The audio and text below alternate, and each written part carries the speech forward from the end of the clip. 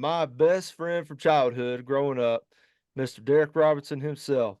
So I am super happy to have him on tonight on my podcast because we grew up together in a small town in Virginia, played sports together. Me, him, and a bunch of other guys did. And we ended up uh, our final season in high school, our senior year, probably the greatest team I was ever a part of. We ended up, I think it was a quarterfinals. Is that where we were at? Quarterfinals. Um, but that was the Yep. that was one of the strongest brotherhoods I'd ever been a part of, and this man here was a part of that. And we've had some awesome times over the years, and I'm glad for you to be on, man. I appreciate it. Oh yeah, no doubt, man. No doubt. Glad to be here. Yep. So, so I'm gonna kind of give a backstory, kind of how we grew up together and all that stuff.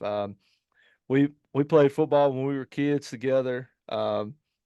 I don't know if you remember this or not. I vaguely remember it, but we were on the. This is one of my earliest memories of you, like probably the earliest memory. But you remember we were on a school bus and there was these two kids that kept stealing my lunch money. Do you remember this? Nah, man. I can't. I Yeah. can't remember right offhand. So It felt like forever ago now. yeah. So back in those days, we had for the young people listening, we actually had lunch money we kept in our pockets, right? And well, there was these two kids. They were way older than me and you, and they I can't remember how it, but they would like reach around the seat and get the money out of my pocket. And and I was such a like a in as a kid. I was like, man, I don't want to hit nobody or no, and they were way bigger than us. But Hmm. I come home and I told Tim about it, and he was like, "Oh," he's like, "Well, let me explain something to you." He said, "You take this lunchbox." I had one of them 10 Ninja Turtle lunch boxes. He said, "If they do this again," he said, "I want you to hit them in the face as hard as you can." And I was like, "I can't do that." I never hit nobody before. But they did it again, and you were sitting beside me because I told you the plan, and you were like, "All right, do it, man." And I just started wearing them out as hard as I could hit them. And they didn't get my lunch money. And like from that day forward till this day right now, I remember that. And I was like, there's a time and a place for violence. I'm not saying I condone violence or nothing, but there's a time and a place where a man has to do the right thing. Yes, But sir. Got to defend yourself, man. yeah, and we got to football practice that evening. And of course, Tim's the coach. And you went over there and you was like, "Do you know what Derek did today?" And I was like, "Don't say nothing." But yeah, man, me and this man here, we played sports together all the way through. We played football, basketball, and this guy here is a hooper, man. If you want somebody to go to the gym with you, you want somebody to if you need somebody to get a bucket, he's the guy. And he's loved the game forever. He loved basketball about like I loved probably football, I would say equally. And Mhm. I have a lot of respect for people in that regard that love something like that, especially something that they're do for years and years after they're done with the game. So, man, tell us, how did how did your love for the game like come about for basketball?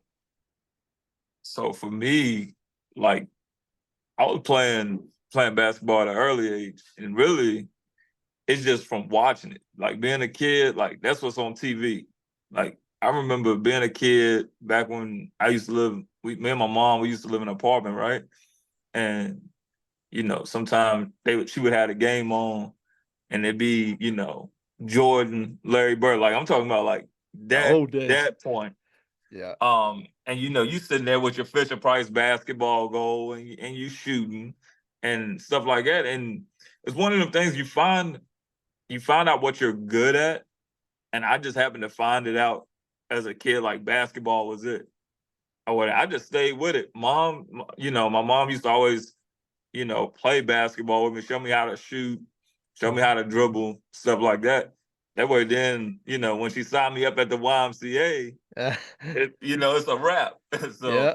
I just took heed to that.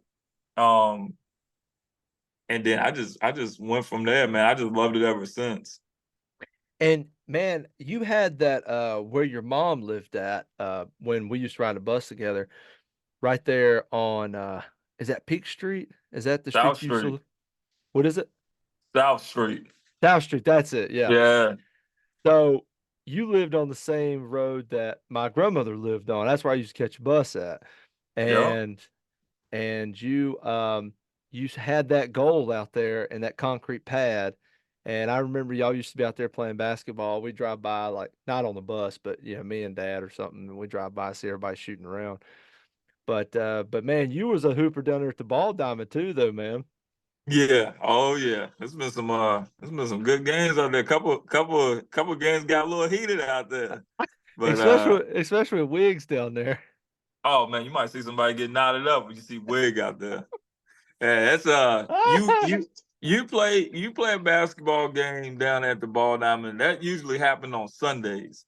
Um, and if you went down there on Sundays, I will say like me being a teenager and being able to play games with them, uh, first you probably gonna get cheated if you you probably gonna get cheated, and Yep.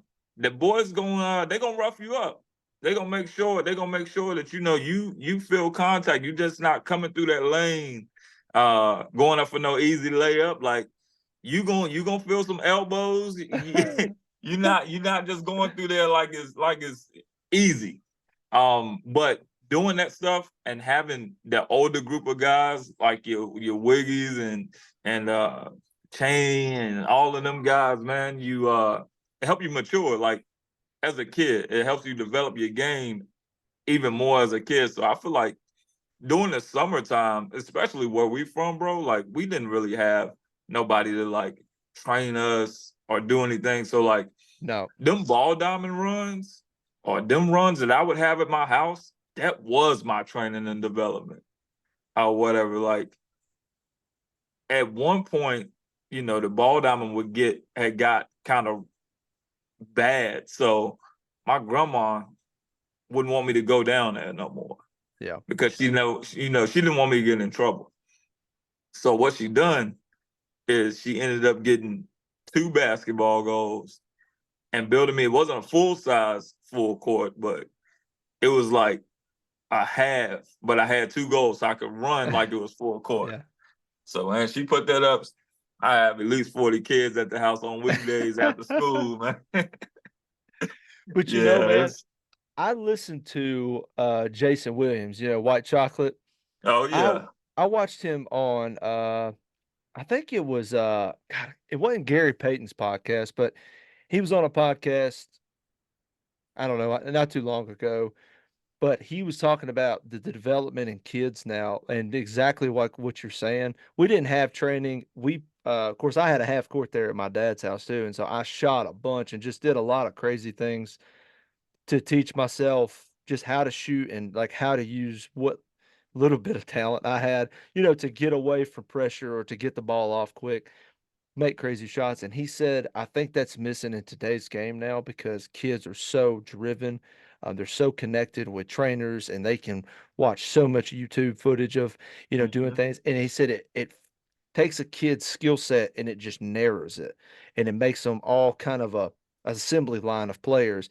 And the players with, the Ja Morants, the LeBrons, they're gonna stand out because they just have the intangibles. But I thought that was a really interesting thing because I've seen the same thing in football as well.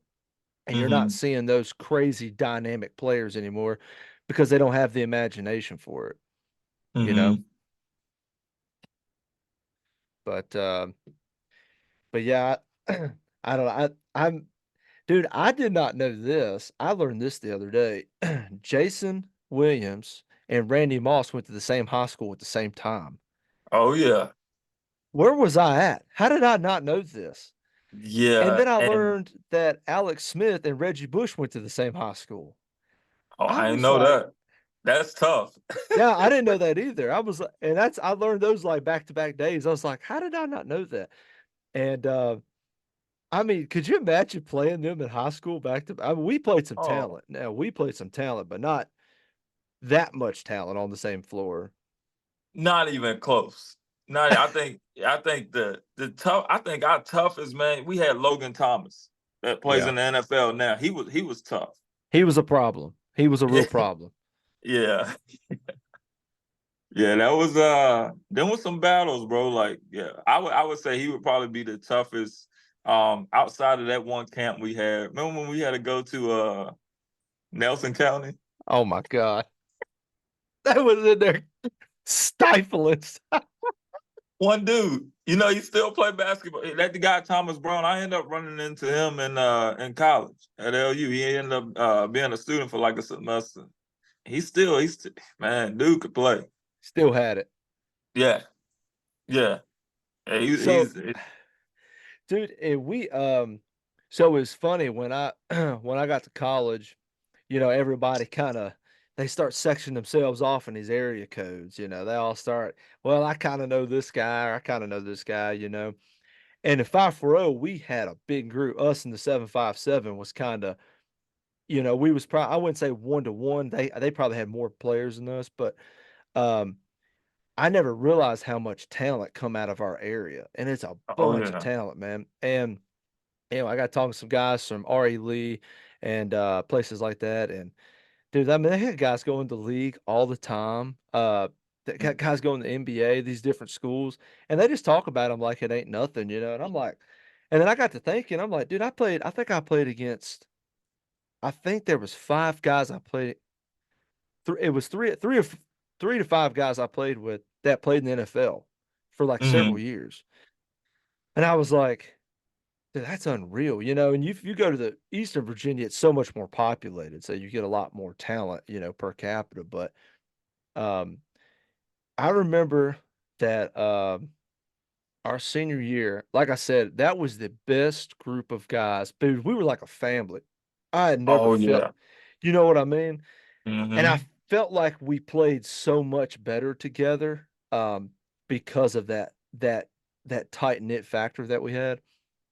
Um, but I wasn't even going to play my senior year. I was going to just train for football, as I wanted to Hmm. go to the next level and everything. And I knew I had to get bigger. That was a big thing. But um, anyway, uh, I ain't gonna go into all the details, but I ended up playing, and I'll never forget, man, on the ride home after our last game, I thought that is probably the greatest team I'll ever be a part of. Just from the fact that we had the talent that we had. I mean, the depth Hmm. that we had. I was lucky to come off of the bench. Sometimes our starters would get in trouble and I would start. And I was like, no, I was like, don't do that. I was like, just let me come off the bench. I'm good like that. But man, I had the most admiration for everyone there because everyone there I knew was a way better player than me, and I feel like everyone knew their role, you know. And it Hmm. was like, if we're gonna shoot a three, we're giving it to D-Rob. If we gotta get behind the arc and we gotta knock one down, that's the guy we're going to. If we've got to clean someone's clock, we're putting me in. Okay.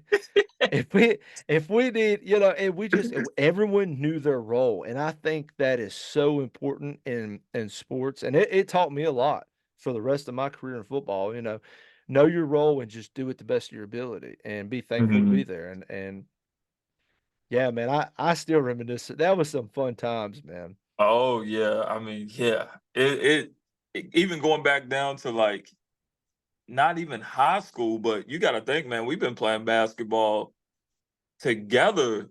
We got to go back to the Hornets. Like those times in the rec, and then they finally like split our team up, and then you guys had your own team, and I think they done that because they found out that the team We that was we had, killing bro, them. we were stacked. We were We were stacked. We were killing them. winning.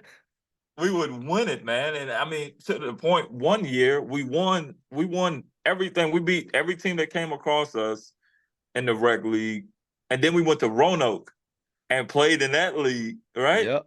Yep. And like you were saying, if somebody needed to get roughed up, put Coma in. Because we played one school. I never forget it. I never forget. I still talk to her with Baker to this day. Um, we played some school and they or some team and they were fundamental like crazy, right? Yep. And we had fundamentals, but sometimes we would try a reverse layup behind the back pass. I But know, anyway, but one guy was you're killing talking us. about that blue and white team, right? Were they I blue think and white? so. It Yeah. was the I last team we played, yeah, I know what you're talking about. and one guy was killing us. Yeah. You went Tall in that dude. game. You went in that game, man. And when I tell you, I ain't never like as a kid, I ain't never seen another kid get leveled the way you leveled that one kid, bro. Like the man got took out the game. It was a wrap, and I'm like, in my mind, at that in my mind, I'm like, okay, we that kid out the game. Coleman and took him out. We about to win. And man, like I don't know, that team was just good, man. We still came up short against them, but I'll never forget that. I'll never forget that hit that you laid on that kid, bro. Dude, hey, what did Jeff Teague say? I'm a sore loser. Yeah, I couldn't stand that kid was killing us. He was yeah. killing us.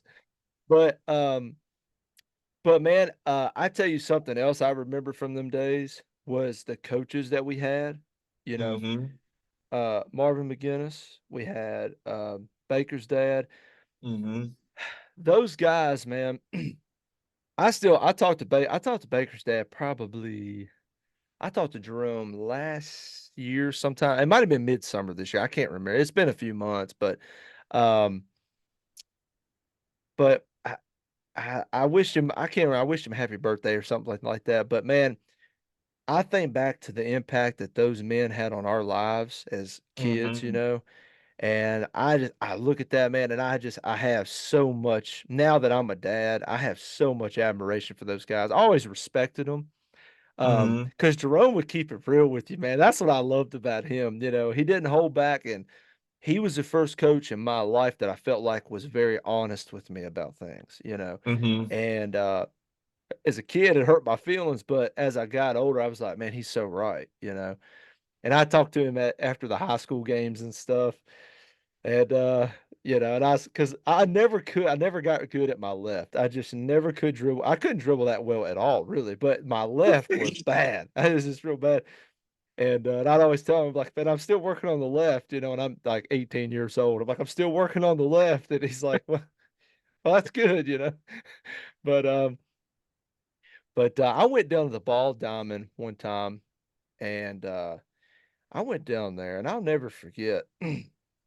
We started to run, and I looked around, and I was like, I don't think I need to be out here. These are grown men. These are grown men. And I went down there, and some dude absolutely he fouled me, but when he blocked the shot, it sounded like he put it through the chain link fence. And I went, I think I'm gonna take my ball and go home. I said, I think this is a grown man's game.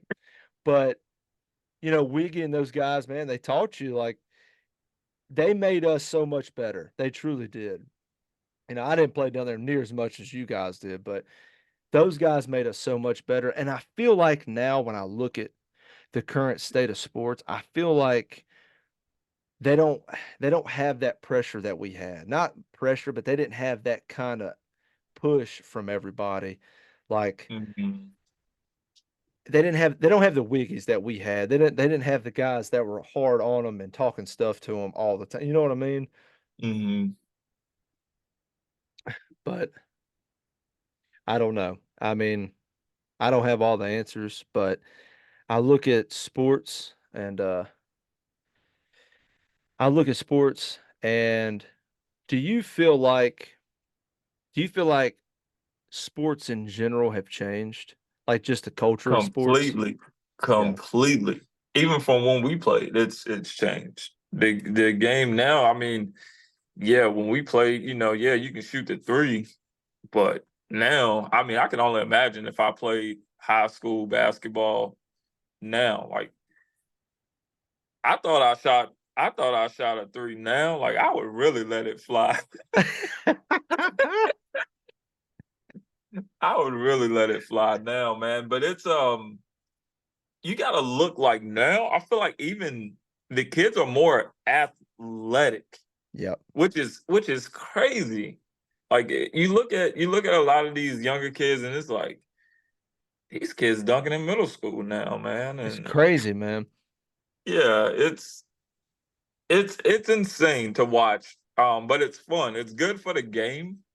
Um, in certain aspects, and then sometimes you watch the game and you see these little pity pat fouls, and it's like, all right, the game that got soft. Like, what's going on? Yeah. Um, so it's kind of a trade off. Yeah, the kids are bigger, they're stronger, they're faster, but yeah, yet you gotta adapt to the rules of that, because now that they're like that, they're liable to get hurt more frequent I or think whatever. so.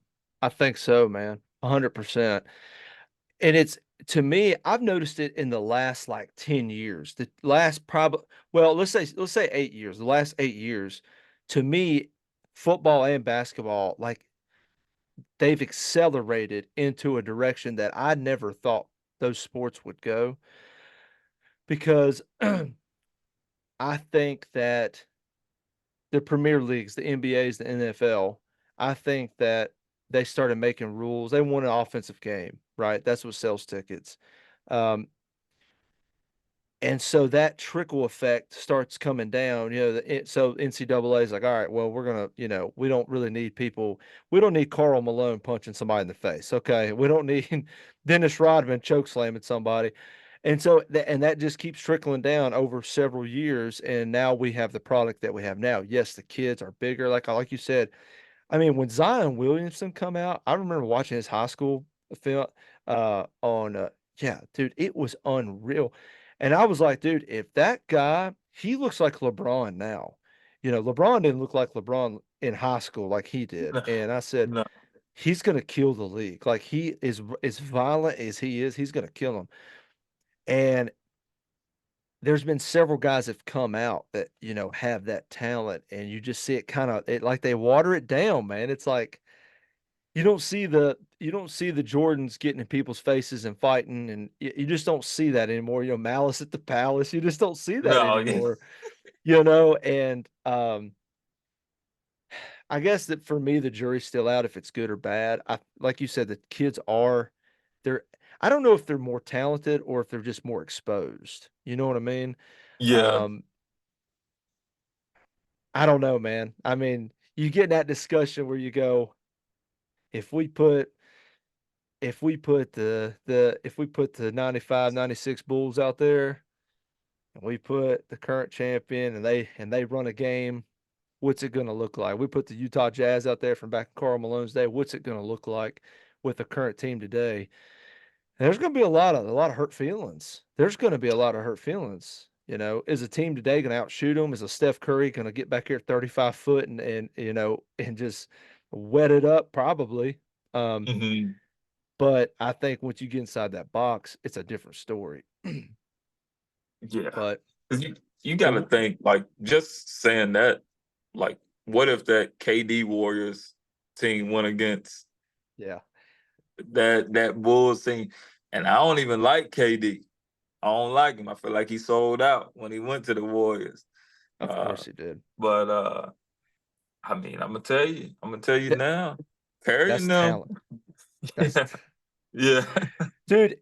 And I'm glad you brought that up. The KD Warriors team, dude. Uh, how do you feel? How do you feel about my God? I just forgot his name. Point guard. He's just crazy. He used to play for the Thunder. Um, Westbrook, Westbrook. Yeah, Russell Westbrook. Yeah. I'm glad he gone. He was on the Lakers. I'm glad he gone.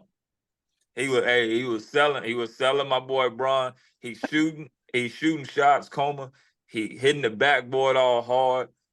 I ain't never seen nothing like it. I mean, it's like he trying to pass to himself off the backboard. Some of them shots he was taking, I'm like, what happened to Westbrook? He used to have But a mid-range game and everything. dude, when he was at OKC though, and he would come across half court, if he got a step on the defender, it was like, uh-oh, this one's Yeah. got a chance. Dude, and he would leave from the third line And I mean, he'd cock that thing back, and I was like, and he would just he would attack the rim. I loved watching that guy. I was like, man, Mm-hmm. but there's something there is something about these teams now. Um, I used to be a huge LeBron fan pre I don't know, probably pre-Heat. I don't know, right there with the Heat, with the big three.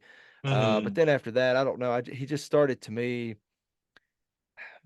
I don't know. We're gonna get in a discussion, and it's gonna be heated. But he just to me, I just kind of like you were.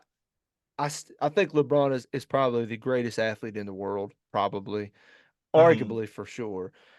Um, but to me, he just like I don't know. It seemed like he just the more famous and the more popular he got, it's like the softer he got. I can't Mm-hmm. blame the guy for it because he's making what 300 million. It's some stupid number, Yeah. Yep. And so he understands that. And I think he understood that he's trying to have longevity for his son. Yeah, Bronny's coming up. He's trying to play with him. So I don't fault him for that. But at the same time, I miss when he was, 20 years old and trying to rip the rim off the backboard. But that's just not sustainable, right? It's not human nature. I Yeah. mean, you can't do that forever. But I don't know. I'm just old school, man. I don't know. I just missed the Allen Iverson. I missed that early 2000s, mid 2000s basketball, Mm-hmm. 90s It was basketball good. It was too. good. It was good. That 2000, because you had Carmelo, you got Carmelo on Denver. Oh yeah. Back then, like right when they first came into the league, like that was crazy. And then when Carmelo went to the Knicks, and still you had LeBron on Cleveland, like it, yeah, Yeah, yeah, and you had the wow, Celtics. Yeah, KG. Um, yeah. yeah, he was a problem. He was a real Oh, big problem. problem. That's one of the reasons Braun got up out of Cleveland the first time. He had to, man. Them boy, them hey man, them old dudes, man. You had Paul Pierce, KG, Ray Allen, Rondo. Boy, stack that team up, man. Wasn't nobody gonna beat them. Oh, and they was talking the whole time, just nonstop. KG's talking about I smell blood in the water at the Yeah. foul line. And Yeah, it's like a what are it, you supposed to do to that? Like somebody tell you they smell blood. It's like what? Like you smell what? I Trying to miss play basketball. I miss that, man. But that breed of athlete, I don't think exists anymore. I don't think it does. The Kobe's, the KG's, that mindset, like I'm I'm your competitor and I'm here to kill you. I don't care if you shoot 500 jump shots. I'm gonna shoot 600. Like I'm just gonna do it just to beat you. I don't think we've got that anymore. And I listened to somebody the other day and they were talking about Bronny. I think it was Gilbert Arenas, and he was talking about Bronny, and they said, "Is he NBA bound? Can he play?" He said, "Oh yeah." He said he's got the intangibles. He said, "But it's here." He said he just Mhm. it takes something to bring that dog out in him, and he said he waits too much. But man, do you think from your perspective, do you think the aggression level in athletes has diminished? Maybe not diminished, that's not the right word. Maybe it's decreased. Do you think it's just different from when we played 15, 20 years ago? Yeah. Yeah. And that's from playing basketball when we played to playing like now. Like if you play a pickup game now, it's it's more finesse. It's more of a finesse game. So like back when we played, yeah, you cuff the ball, you lower your shoulder, make contact. I mean, you can still do it today, but a lot of it is not necessarily played like that. Every once in a while, you can play some games and it'll be like that. But for the most part, from what I've seen when I play pickup basketball games or just watching other kids play these games, is it's all about finesse, man. A lot of these kids too, instead of them fully attacking the basket, they pulling up for the mid range. Yep. So it's just like compared to when we played, it's like you never really seen nobody take. I mean, you took a mid range if you had it, but it was either if I put that ball on the ground, I'm getting to the basket. We're going to the rack. That's right. Or if I catch the ball and I'm open, I'm shooting this three. Like I'm gonna shoot the three. Oh yeah. But I don't know. It's definitely different now, though, as far as the aggressiveness. But I also feel like it also depends on where you're playing too. That's true. I Yep. mean, if you look at at the league, you see that you can only play but for so aggressive. But now, if you go and look at the NCAA, they gonna play when you watch those games, they play more aggressive. Hmm. But then when you get to the NBA, the rules change, and that's why I feel like sometimes you can see, like for example, man, Carl Anthony Towns dropped like what 60 points, 50 Yeah. points or something. Carl So Anthony Towns. stupid. Yeah. I ain't to say he ain't no good. He a good talent for Minnesota, but he out there big like that, shooting threes when he should be down there. In my mind, he should be down there in the paint. Banging the boards. But that's for a different. That's for a different story, man. I mean, you got Joel Embiid. He dropped 70 the other night, Yeah. and I think he only took one three. So I mean, you got some. It just depends on the player. You got some people that can bang down low, like a Joel Embiid, or shoot that pull up mid range. And then you got people like Karl Anthony Towns that want to for a night turn into self carry. So it just really depends on the person, man. I think so. And I think what we've seen in sports, man, is I think kids are growing up. I remember our parents saying this when we were in that middle school, high school, era. They were like, "Man, we we didn't have kids as fast as y'all. We didn't have kids as big as y'all, at that time. Mhm. But you look at the evolution of sports just across the board, all industries, hockey, basketball, football, soccer, the whole ordeal. There's so many ways for a kid to get better now. Like if I would have had the tools that I have now, like I remember when I found we had dial-up internet when I was, when I was living, you know, back in the day and with my dad. And I remember I found Champ Bailey's Spark training program, and that was like his like big, training program. He was a, all pro corner, for Denver, and they had these like little Spark and I found them at I think Dick's Sporting Goods had them or something. I started doing like these things, and it made a difference. Like I could tell, like it within a week, I was like, dude, I'm quicker. Like I could tell this really does. And I started running with tires. I started running with parachutes and things of that sort. But I would have never probably done that if I hadn't have seen that on the internet. Okay. And it took me 40 minutes to retrieve a web page back then. Okay. I can imagine what a kid now can see. And they're just Oh, like, okay, Joel Embiid. Okay, all right. I want to see what does he do. Okay, they look at what he eats. They see what his training regimen is. They see how he uses social media. Then they see how he's in there. He's one of the aggressive bigs, right? And mhm. you look at that and you're just like, it's no wonder these kids it evolved exponentially the way that it did because they're connected so well, to so much to these superstars. But you know, I I guess time will tell if it's good or bad, but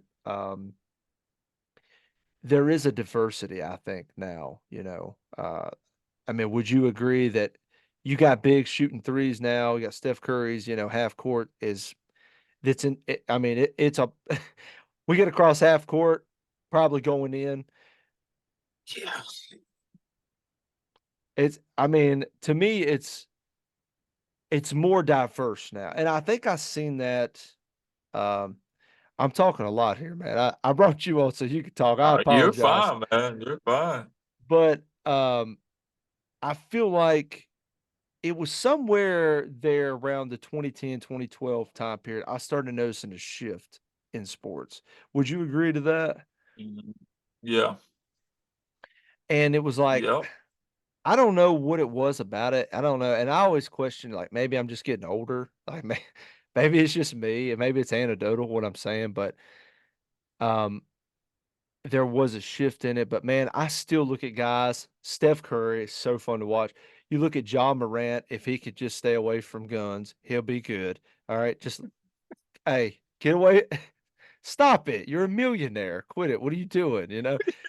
But if those guys, I watched him. I don't even see like I don't even watch full games. I just watch clips of that guy, Mm. and I think, dude, if I had that talent, do you know what kind of trouble I would have been in at that age?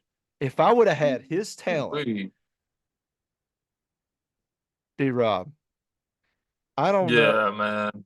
It'd have been some real problems. It would have been some problems, man, because I watched that and man, there's no doubt in my mind that God gifted that individual because to do what they're doing, it's unbelievable. Hmm. Yeah, to jump like that. I mean, I can jump a little bit, Oh, you can jump. Oh, you but can jump. to jump like that though, man. Oh my goodness, it would be teabag central in that paint. Everybody would get it, bro. If I drove, I wouldn't even think about it. It wouldn't even be a thing as a layup. Everything is getting dumped. I remember. Oh man, let's take it back. Let's take it back to 2007, 2008. I'll never forget. We were we come in at halftime. All right, our coach Jeff Monroe. Shout out to Jeff. Man, he stayed on us. Man, I think he knew our Oh, potential. I really do, and he stayed that's on what it. us. And I really do. And then he had Gary Larry over there, right? He's like, constantly egging it on. Man, we had that atmosphere, dude. I'm telling you, this is the funniest thing I ever I'll never forget. So Boo Pay catches the ball and he catches it and there's no one around him. He takes a drop step and lays it. When he lays it up, I can't remember who we were playing, but some dude comes over and catches it off the glass and just sends it into the student section and knocks some kid out just about. I'm on the bench laughing because I was like, that is the funniest thing I've seen all day. Jeff Monroe, he jumps up and he takes that clipboard and he throws it behind it. And I said, oh, because it was like 50 seconds left to halftime. And I was like, oh, I said, somebody's about to get burned up here in a minute. Okay. This is the funny part though. So the half ends, Coach Monroe don't even wait on us. He can just go straight into the into the locker room. And we're at home. He goes straight into the locker room. Well, I wanted to be the first one in there so I could see his face. So I take off running in there and I'm looking at him and his eyes are red. Like he's gonna strangle somebody. So I kind of back up into a corner. I'm like, this guy's gonna kill somebody. And so I'm sitting there. Well, here come Boo, Boo. He come waddling in there. And shout out to Boo if you watch this, man. But Boo come in there nonchalant. And we're like, and I'm just listening because everyone's like, man, we need to do this and do that. Well, Coach Larry walks up to, do you remember this? You may not remember this. Coach Larry walks up to the door and he grabs the door and it was hydraulic. So it wouldn't like slam shut, but he tried to slam it shut and he's like trying to get it shut. Okay. Coach Monroe standing over there and I'm watching this whole thing unfold. And Boo's got a smile on his face. That man never quit smiling. I love him to No. death. He never quit smiling. So he's smiling, and I'm like, he don't even know. He's about to get his ears tore off the side of his head. Well, Coach Rose says, he says, "Is that good enough for y'all?" And and I'm standing there like military attention. I got my arms like this, and no one said anything. And Chris Harmon looks over at me, and I'm trying, and I feel you. You're off to my left, and I feel you staring a hole inside of my head because you knew I'd start laughing. So I was like, I'm not gonna look over there. So I'm just staring straight ahead. Coach Rose like right here. And he said, I said, well, I'll tell you right now. He said, he turned, he looked at Boo, and I said, I gotta look at the ground. And he said, Boo, he said, and I'm not gonna cuss on here, but he said, if you don't dunk the basketball, you're coming out of the game next time. That's not what he said. But what he said, I started inside, I started dying laughing. Coach Larry's still standing at the door, okay? They turned around and he says, "Y'all good?" Like, that's the only thing he said. "Y'all good?" Coach Rowe turned around. They just both walk out. It's just us in there. Okay, we all huddle up. Chris Harmon says, "Hey, guys, we got to do good." I look at Boo. I said, "You ought to be ashamed of yourself." All right. We go to walk out. You're behind me. And you go, "Ghetto Hoop Stars." And I couldn't hold it no more. I started dying laughing.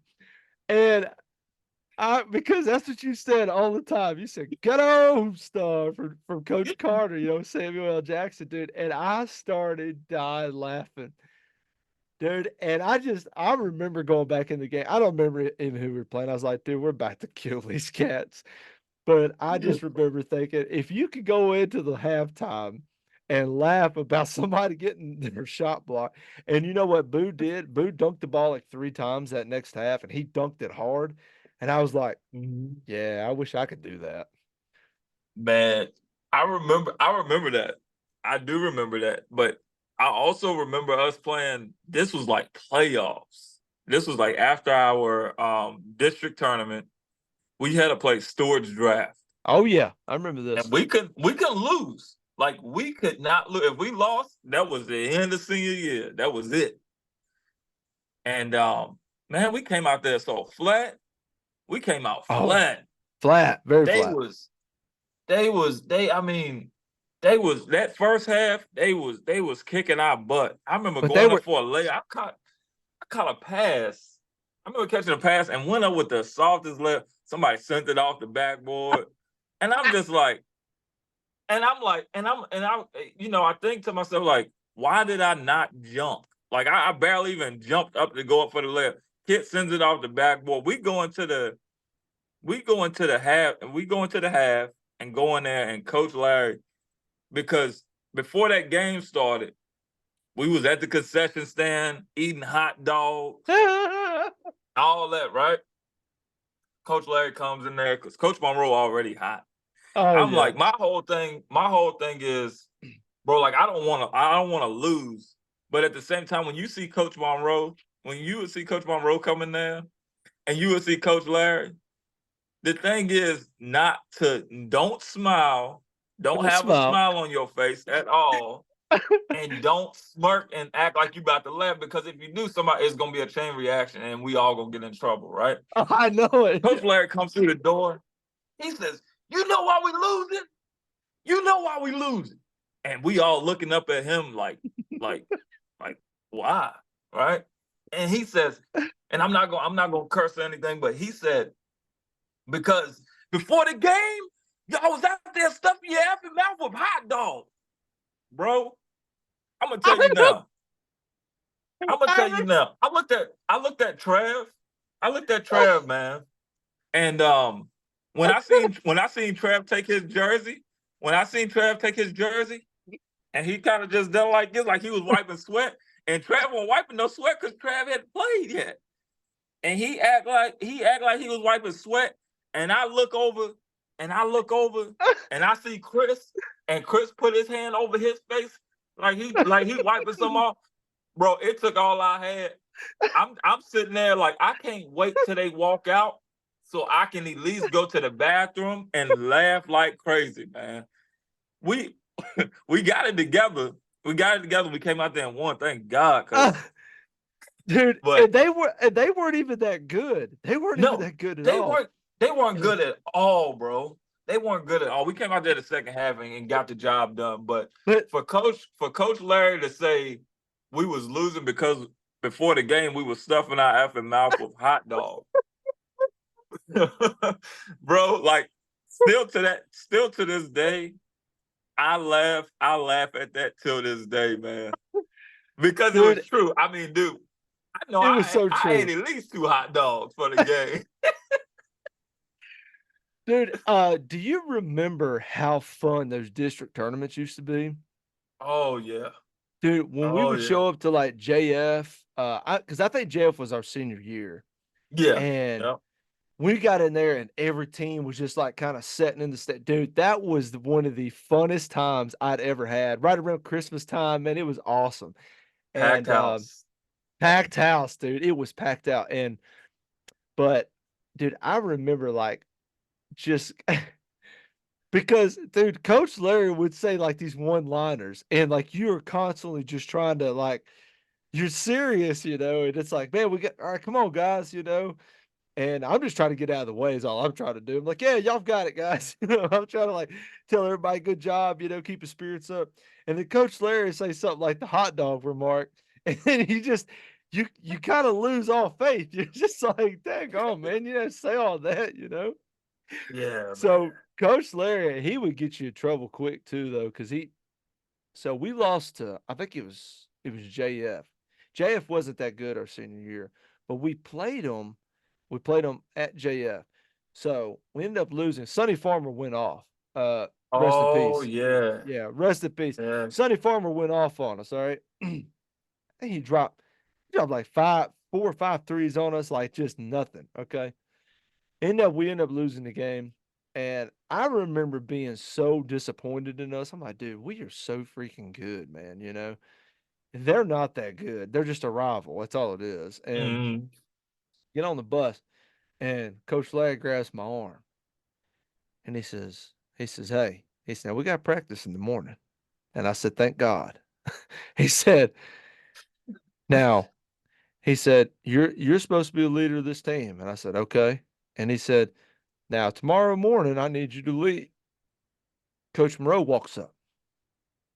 And I'm looking at these two dudes, and I'm like, okay. And they're like, there's a problem and we need you to fix it. And I said, okay. And they said, get on the bus. And I went, I have no idea what you're talking about. So my head the whole night, I was like, what are they talking about? So we get to the gym the next morning, we're doing one-on-one cutoff drills. So Chris Harmon comes up there, and Coach Monroe says, Comer, get up here. And I went, "Uh, okay. I said, I'll do it. I don't care. I'll foul him. I don't care. I'll foul the crap out of him. So I get up there, and I'm cutting him off, or I go and line up on him, for the cutoff drill, and I look over, and Coach Larry goes, and I went, oh, I got you. I see what you want me to do. So I went up there, and I just started just fouling him like as hard as I could. I don't know if you remember this or not, but I started fouling him, like just like getting in his face and everything. And I didn't know really what I was doing. I just knew they wanted me to like frustrate Chris. 'Cause, he was our leader. Mhm. And he got up in my face and he pushed me. And they said, come here, Chris. And they grabbed him. Coach Larry turned around and he winked at me. But dude, that's what good coaches do, man. And they knew that was going to bring out the good out of Chris, and it was going to make our team understand, hey, what we did last night, it was not good. We dropped the ball, Mhm. and we have too much talent for that. And I had no idea. Of course, I was just doing what I was told, but I was like, man, and I did that at the end of the year. I told Coach Larry, I said, dude, I was like, you could have got me punched in my face for that.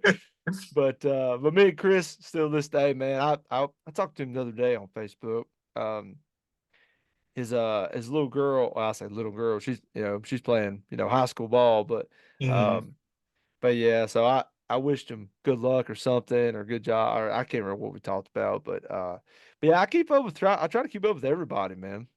Yeah, man. It's hard now because everybody living their Oh, life and yep. all of that good stuff. But even me, like, because I barely go home. Like, if I go home, I'm just going down there to check on mom, grandma, go holler at my dad, and then man, I'm back up the road. But every now and then, I run into somebody and talk. So I think out of everybody, I see Bake the most because his Oh, daughter, really? his daughter is my his daughter is my goddaughter. So I Oh, see okay. I see him the most out of everybody and talk to him and stuff.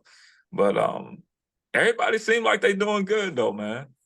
Everybody seem like they doing good. Yeah, Um they are, man. yeah, it's funny when you run into people though, just like me and you tonight, we sitting here and we talking about like good stories, funny stories and stuff like that because everybody has like their own or Yep. their own like moment Yep. where they thought that was like the funniest thing and it's all like it's also true. It's also true, man. And it's just it's fun. It's funny to hear, um, and like go back and think about those moments. Like even like with Coach Monroe, you know, we had Coach Koenig, man. That Yep. was one of the goat, like the GOAT pretty much.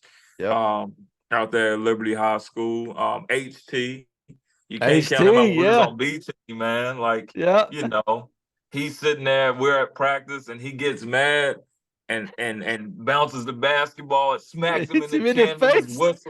whistle flies around his neck, bro. Like you can't make them moments up. Nah, man. Like for him to say this, what do he say? This is not basketball. Slams the ball down. It crushes Boom, his chin. boom. Whistle. I'm talking about the whistle. Sit there and done like a 900 almost, bro, around his neck, and he expect us to have a straight face.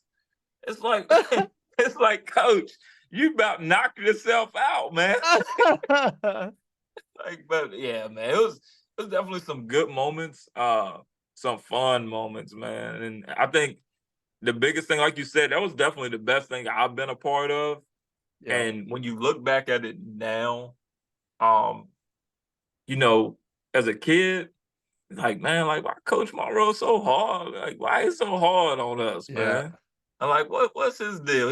You know, we in there joking around or something, and he kick us out of practice, right? You remember them days? Like he kick us out. Oh, all the Get out, time. get out the gym. It's like, bro, what is like we need to practice, bro. We got a game, but if you don't want us to practice, well, in my head, I'm like, all right, well, I'm gonna go on back home, play the PlayStation or something, then and that's gonna be that. But you know, at the same time, I'm like, man, we need to practice. Like, I want to get Yep. some shots up. We need to run these plays because like sometimes we forget what we doing Yep. or whatever. But like you look back on it as an adult, and it won't that he was being hard on us. And you said it earlier. He saw the potential in us that we didn't see in ourselves, bro, at the time. And Yep. you don't see that until you become an adult and your mindset matures and you go back and look at that. And Coach Monroe was great, man. It And was. you gotta respect the guy to the utmost because the things he done, the time that he took um out for us, bro, was amazing. Absolutely. Cause this guy, Absolutely. he's traveling from Alta Vista to Bedford every single day, every night, driving, you know, dangerous highways, all of that good stuff, man, just to benefit, you know, us as kids and try to mature our mindset and have us be the best athlete that we could be, even though, you know, sometimes it felt like he didn't have like it wasn't that way. It was that like he had our best interest in favor He or whatever. did. So definitely shout out to Coach Monroe, man. Um, yeah, but And definitely just a and good person. Lauer too, man. Yeah. Dude, and I look back now, I'm sure it's the same for you too. But when you look back at these coaches that we had growing up, from rec league all the way through, we were fortunate, man, like the way that we grew Oh up. yeah. We all grew up together, man. Hmm. I was telling my wife the other night about this. I was telling her about having you on. I was like, man, I was like, I've been wanting to have this guy on forever. But I was like, having that chemistry that we had growing up, I don't, dude, I don't think I would have traded it for the world. I don't think I would have, man. It No. was the greatest thing to me going through becoming from a boy to a man in the environment that we did with the leadership that we had. The leadership that we had, to me, I think that was so fundamental and I can't speak for everybody, but from where I'm at, I look back at that and I'm like, dude, we were blessed. We were so blessed because I don't Hmm. think that the kids today, I'm not sure that they're getting the best leadership from a lot of people, including coaches. Um, there's a lot of good coaches out there. Don't get me wrong. I'm not putting down coaches. I'm just saying I know looking from our standpoint, dude, we had Baker, who was a great leader Hmm. internally. You know, we had Chris Harmon, who in my opinion, I was like, dude, he was younger than me, but I looked up to him, you know. I was like, Mhm. but we had so many guys that were staples on the team, you being one of them. And we everyone went, it was just to me, I think between the coaching with HT and the Jeff Monroes and the Gary Larrys and all those people in those places, I think it allowed us, and there was other team, other schools too, JF and Stanton River, they had those men too in those places, and it allowed us to grow as men in those spaces. And I am, to this day, Absolutely. I'm so thankful for that, because I see the things going on today, man, and I'm just like, they're missing people like that. And Hmm. it's our turn. It's our turn to carry the torch for the next generation. So yeah, man, I look back at those days, dude, and I swear to you, but I watched the other night, me and my wife, we had put the kids to bed, and Coach Carter was on Netflix. So we put Coach Carter on, and dude, I couldn't wait. The whole time I was waiting, and he got there. Samuel Jackson came out there, and he said, "Go Hoop Stars!" Dude. And I immediately thought about you, and I was like, "That was the funniest thing about," because it just had come out at that time, Yeah, yep. Hello, Hoop Stars. That's what y'all think you are, huh? And I said, Hey and I was man. telling my wife, I was telling her about our high school team, and I said that was the greatest. And I've played with a lot of good friends, and been in people's weddings and loved them to death. But that collective group, dude, we all hung out together, dude. It was awesome, man. And I that to me, that's what being on a team and understanding your role. That's completely what it means to be in that space. That was fun, man. Yeah, it really was, and yeah, you carry those memories with you for life too. Like that Yep. friendships, the bonds, the brotherhood, you carry that for life.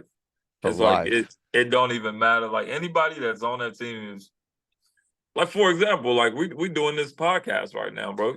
Right Send me a now, message. Yeah, yeah, I'll do it. Like whatever you need. I 15 don't years care. later.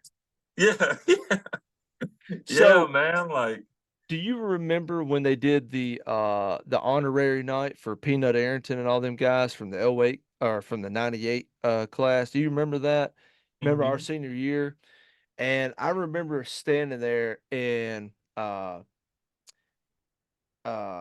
Paget, what's his name? Uh Mike Paget.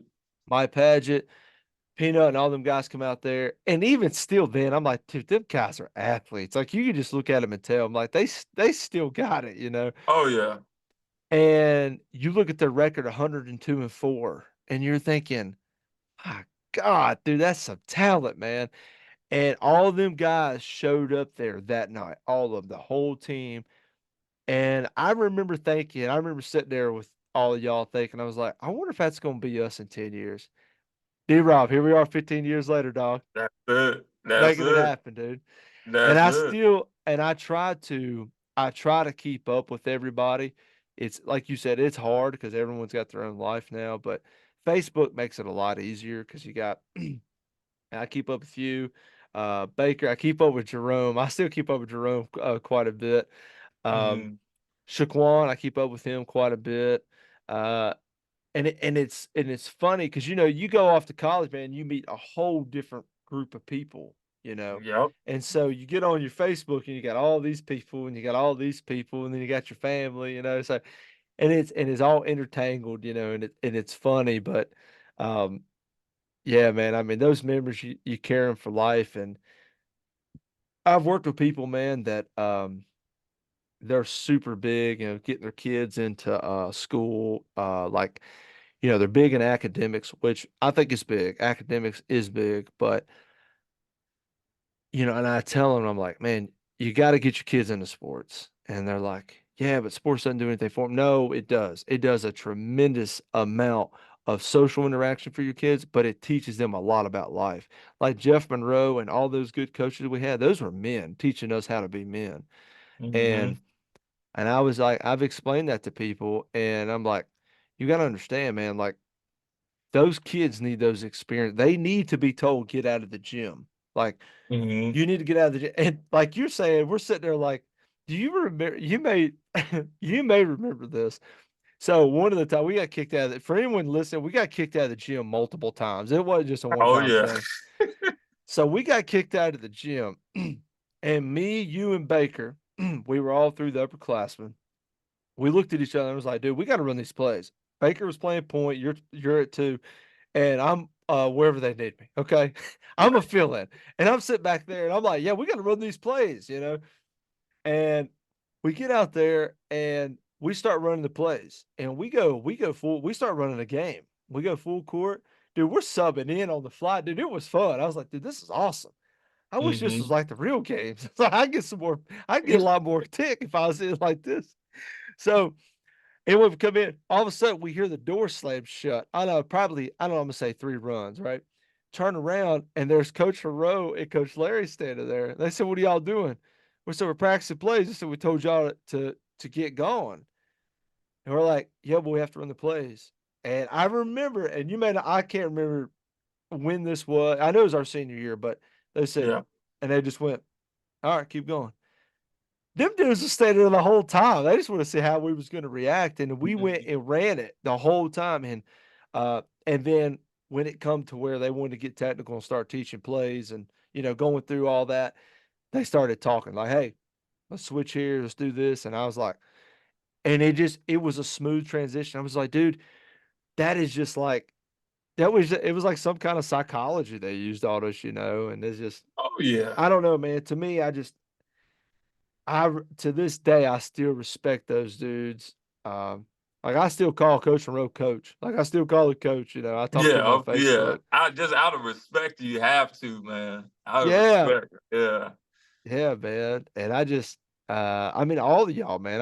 I respect um, just what we made together and growing up together, and just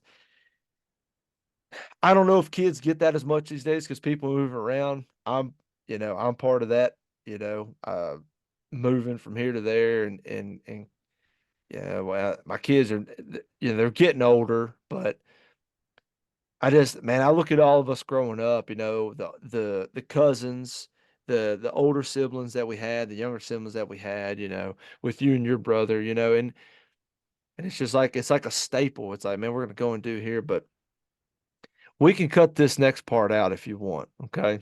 But I What gotta we ask got? you about it. What we got? Okay. Liberty High School versus William Byrd.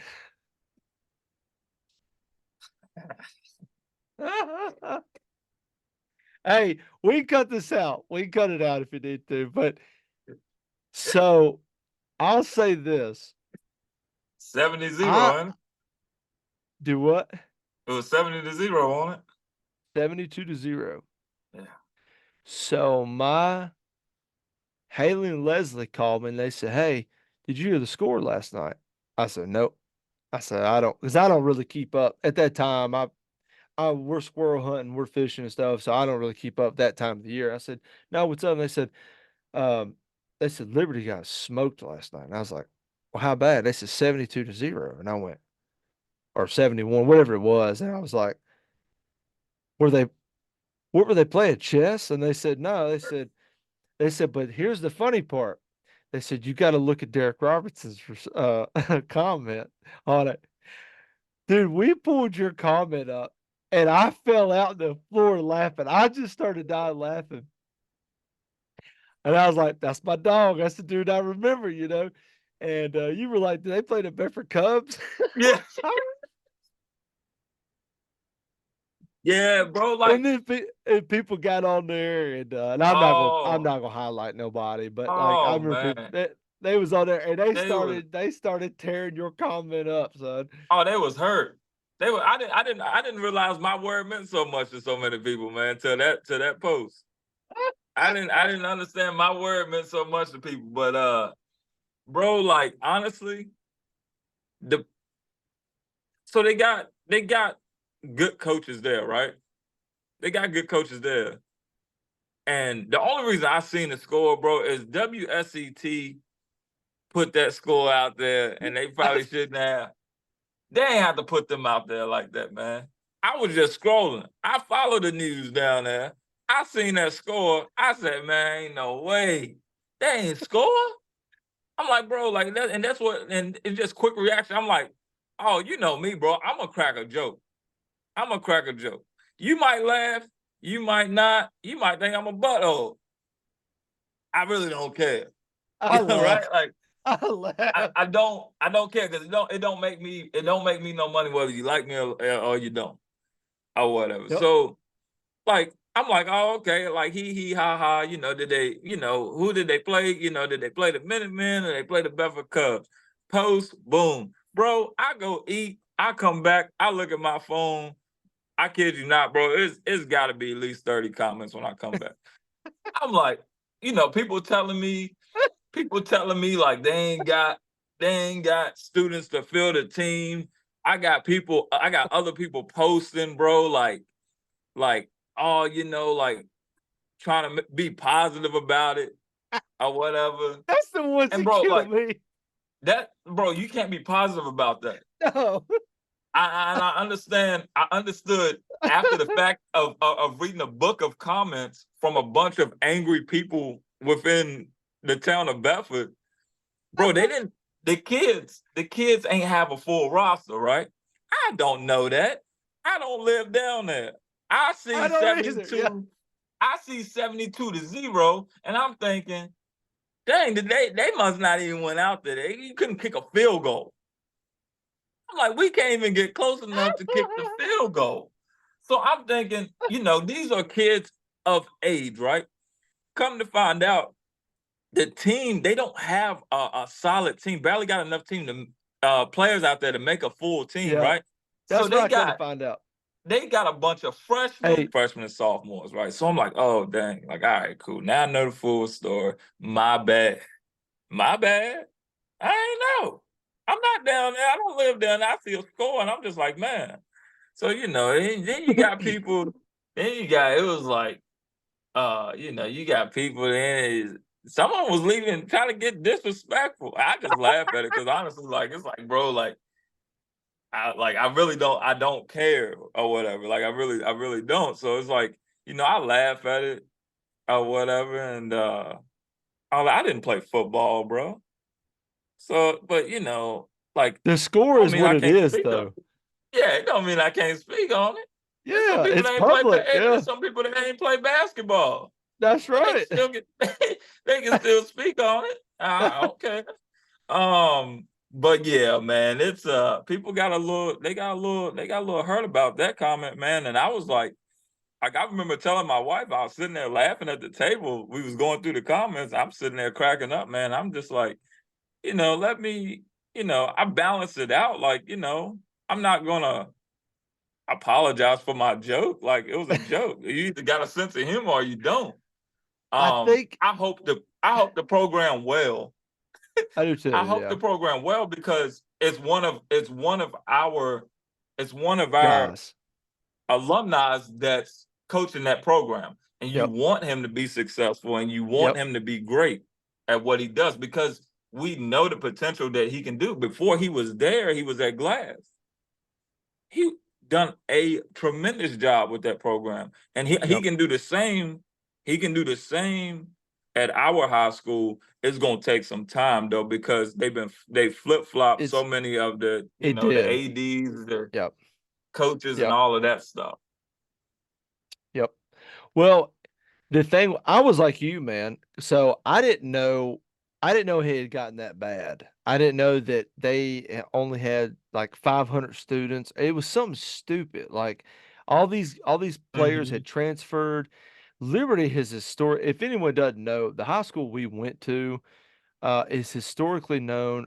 We are known for athletics. Okay, we had back Mhm. in the late 90s, we had one of the best basketball teams, I would say, in the country, okay, for like a 3 year run. Then we had a really good run in football for several years.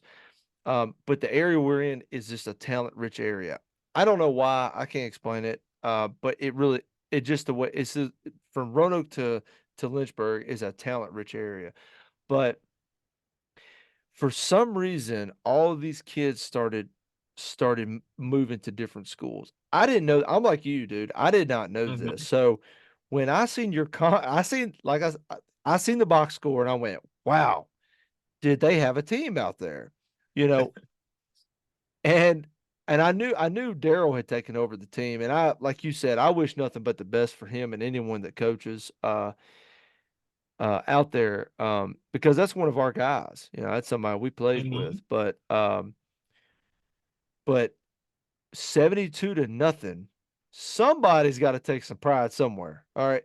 Somebody's got to trip somebody, tie a shoestring together, something. Something's got to happen. You know, do you know they only scored 6 points last year, the entire year? I saw that. I saw that at the yeah, man, I saw that. I don't know what they're gonna do, man, but they're gonna have to they're gonna have to figure that out. Either they're gonna have to figure it out, or when the kids actually become seniors and juniors, they should be a really good team by that time. That's the only thing I can think of for them, because then the kids will be the same age now. At the same age, you shouldn't be same age range now. Ain't no excuse, and you shouldn't be going out there Well, letting nobody do that to you. well, it comes you're exactly right. It comes to that pride factor, man. So let's take all of us. Let's say sophomores. So me, you. Let's just say basketball. Okay, me, you, uh, Baker, Trev, Boo, Cordero, Chris. All of us on the same team. Sophomores and freshmen. We ran in practice with Dooney and Daryl and all them guys, and we beat them. That is what it is. We Hmm. beat them in basketball. We beat them. Um, we ran multiple games throughout the year. We beat them, and they beat us too, of Hmm. course. But we beat them, and I remember us. We'd be sitting there and was like, "Hey, let's smoke them. No, let's beat them. Like put your foot on the throat. Let's kill them." And that was the Yeah. mentality we had. And I don't think kids have that now. I don't think they got that killer, that blood in the water instinct. Like let's smash them. I want to crush them. And the guys that we see that are killing them do have that mentality. You know, they call it Mamba mentality, but it's a Yeah. competitor spirit, is what it is.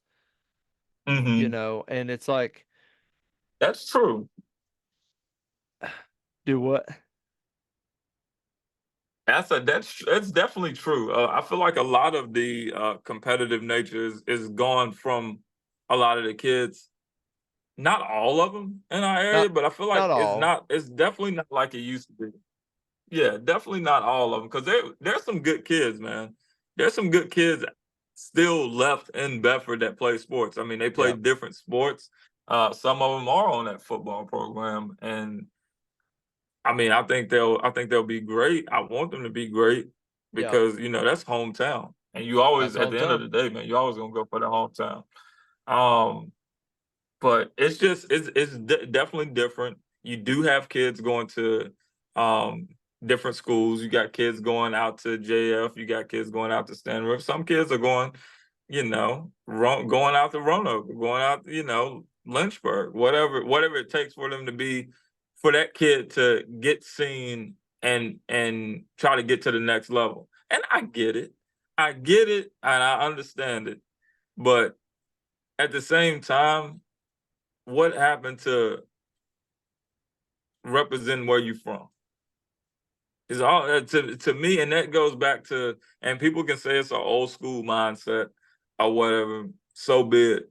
But a lot of stuff, man, like, should go back to an old school mindset, and that, when it comes to that aspect, Yep. um, because it's just not there. And I think this is the situation we run into when this starts to happen, where you have people branching off and doing Yep. other stuff to try to get a step Oh up shit. Mm-hmm. to get to a next level. Yeah, Yep. 100%, dude. but yeah, Um, it's a tough pill they because hated I they hated me though, Coma. they did, dude. I got to look at the Hey, comments and I knew a lot of those people on there. hey, Bro, look, that was but the going at your neck. And I was like, yeah, dude, this is the funniest thing. My sisters are the one I told you called me. They was like, "You gotta see Derek Robinson's post." And dude, I started laughing because I know you personally, and I know you mean no Yeah, harm to the kids or the coaches, or you don't mean any exactly, harm. man. But like I told you, man, like when I listen to Jeff Teague's podcast, I hear your voice the whole time, and I laugh because I hear "Ghetto Hoop Stars." I just start laughing, and I said, "That's my guy." I was like, "That's what he's saying," you know. And to me, man, I what you said was not invalid though. You were not lying. And the one thing that I am trying to do as a parent, okay, I'm new at this thing. I have no idea what I'm doing, okay? But the one thing that I am going to do is if my kids, uh, if they're not, I mean, if they're 0 and 23, you have to say, hey, you know what? This might not be for you. You maybe have you tried checkers? We might try tennis. You want to do tennis? It might be tennis for you. Because if you're 0 and 23, there's 10 games in a season. We're pretty close to 0 and 2 years. You know what I mean?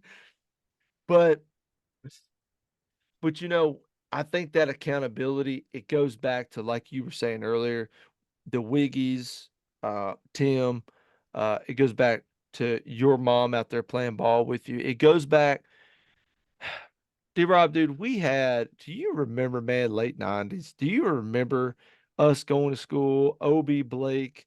You had Oh yeah. dude, I could ride down South Street and turn on to King Street. I could get you a busload of talent, and we could go to the school and we'll run with anybody. Any day of the week. We could Hmm. run with anybody, any sport, it didn't matter. Is the talent still there? I'm sure it is. I'm sure it is still there to a certain regard, but there was a different mentality. There was a competitor mentality, and coming up, I mean, just for me, dude, coming up in football, like going against Shaquan Battle, which is, I think, still one of the greatest names anybody can name it. Shaquan Battle. That's an awesome name. Then you Hmm. got Julian Poindexter, Jeff Brown, Ryan Webb, Zach Webb, Sean Webb, all those guys going against them. And when I got to the next level, I'll never forget this. So I left, again, I'm talking a lot, D-Rob. But when I left Bedford, I went to Wise, went to college and everything. And I remember getting there and playing against Cat. And like there were some guys I played, I knew that they were good. Yeah, I just remember them, from certain schools. But we got there and I was like, dude, my high school team was better than we are. Like I remember thinking, I was like, there are cats that I played high school ball with that are better. And the truth was everyone's high school was pretty much better than us because they played with Division I talent. We were Division II. Hmm. I mean, we weren't as good as Division I. We're playing with, everyone played with Logan Thomas's, that grade, that caliber of Hmm. athlete. And I told him, I was like, man, for me to get on the field to play with the guys that I played with, it was harder to do that than it is to play here. And Mike Bowyer come along. I don't know if you remember him or not. Mike and Tyler Bowyer, they were younger than Yeah, us. yeah, I do. Okay. Yep, I Well, do. Mike come and played up there. Um, Couple guys from our district come up there. Harrison Lloyd come from JF, and I was kind of like the first one up there. But then there was a bunch of guys come from our area, and all of us would sit there and say, our teams, the guys that we played with, are better than everyone here. And people are like, no, we're like, I'm telling you, and like we'd flip on, college football on Saturdays and be like, that's them, that's the guys we played with. We played with some talent, dude. We played with some real talent, and Oh yeah. now you get up there like where you're at, it's is a lot more people. You're gonna have a lot more talent. Westfield, Hmm. those really big 6A schools, you're gonna get you obviously you're gonna get more talent. You got 4,000, 5,000 kids in school. You're gonna get more talent. But for what we had in our area, I still think you go to Manita, just go to Manita. The talent that's in Manita, dude, I don't know how it Hmm. is now, but just the talent in Manita is it was unreal. Body camp and all them places, it was unreal. Mhm. You know, Gary and all them guys I used to know back in the day, them dudes had six packs at 11 years old. I was like, that don't even make no sense. How do you have a six pack? You've got facial hair. I just started what? You know? But I don't know, man. I don't know. I truly I don't know. I think we're in a different time. So let me Mhm. ask you this, man. Let me ask this, D-Rob. NBA, the GOAT, the greatest of all time. Hands down, number one. Who you got? Ooh, man, look. And I'm big on Bron. I'm big on Bron. Love LeBron. But I'm gonna keep it a stack with you, man. Ain't nobody out there like Jordan. He changed the game. And it ain't nobody out there like Jordan. I play around, I mess around with my friends and stuff. I'll mess around and be like, oh yeah, Bron the GOAT. But look, let me tell you something. Jordan, when he figured it out, when he figured out how to win, he never lost again. He never lost again. When he figured it out, that was it. It took him a while. It took him a while. He got bounced out, but even when he was getting bounced out of the playoff, man out there shooting what 60, 65 points, something like that, But against the Celtics, against Bird and them. Bird, It's like, do you think that the competition he faced? So I look at like I always get his name right. Is it Ian Shumpert? How you Amon say his name? Shumpert, Yeah, Amon okay, Shumpert. that guy. Okay. I remember watching him when he was with the Cavs. I remember thinking like I don't even know who this guy is. He could beat everyone in the world that I know. Like he's that good. Okay. Oh I yeah. remember watching like that new phase of athletes coming in, the late 2010s, it was coming in. The thing that I think separates them, because I'm with you, dude. I still think MJ is the greatest, and we may be old heads. I don't know. I don't know. Maybe they look at us and say, you know, y'all were just stuck in the '90s, whatever. And maybe that's true. But I do know this: if you punched Kyrie Irving in the face, the way if you manhandled Jordan the way that Karl Malone and the Jazz was doing, if you were doing what Dennis Rodman and them guys was doing and the fouling that they were doing. I don't know. I don't know if and it's the same with football. Like we talk about Hmm. Patrick Mahomes and these guys and they go, well, they're so great. And you watch Terry Bradshaw won what three Super Bowls? Terry Bradshaw was getting power bombed on his neck. Okay. This mug was 6'2". After his career, he was 5'10". Okay. They was power bombing him on his neck. All right.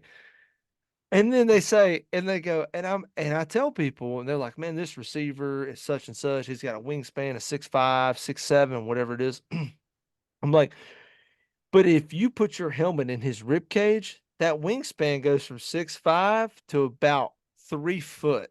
He ain't trying to feel that no Hmm. more. And them safeties like Brian Dawkins, the Sean Taylors, those guys, they would take him receivers and that skinny post route, that middle of the field, they would end them and they would like, hey, you know what? Let's run an out route. And so it changed the whole game. But if you can't hit those guys, of course they're going to drop 250 on you, And I think it's the same way in basketball. I know me getting elbowed in the face. I go, I don't know if I want to guard him that close anymore. I mean, that kind of hurt. He broke my nose. But I look at Jordan and them. I think the physicality factor to me, man, I think that's what separates them. Do you think so? That that is really the only determining factor. Because I mean, if you look at competition now, Jordan, because people do bring that argument up, right? They're like, "Oh, okay, look who Jordan played. Look who was guarding him. It was the high school janitor that he was playing against." Like stuff like that. Yeah, And then they say, "Well, look at what LeBron had to go up against." Which, yeah, LeBron had a not he. I mean, he went up against his first yeah, finals. He going up against a dominant Spurs team, which is no slouch. But you can't help that. You can't help who you go against. that's right. You can't help who you go against. You You you, play in your you only era. thing you got to do is you gotta focus on yourself, and you got to beat whoever steps in front of you. And it That's a don't win. matter if it's the this person is good, and then 10 years later the same team they ain't so good. If they made it there for a reason. Yep. They made it there for a reason. So I kind of sweep that under the rug when people talk about that with Jordan, because Jordan was just before his time. I think so Jordan, too. Jordan was Yep. Jordan was before his time, and then they say, yeah, but if Jordan was in this new era of basketball, he would destroy every single person. You know why? Oh, yep. Because this up here. Yep. And not only did he have the skill, but he had the mind. He had the mindset to kill, and nobody in the NBA has that mindset. Outside, Kobe was the last person. That was it.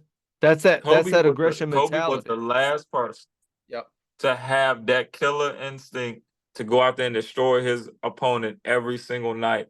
And honestly, man, the way it's going, I'd be surprised if we see another player that has that killer instinct in them, like Jordan and Kobe did. I am so glad you said that, dude. I'm so glad because I've felt that for a long time. I said a long time, probably, like I said, the last probably 7 or 8 years, I've felt that because you've seen it across all sports. These guys now they're so scientific driven.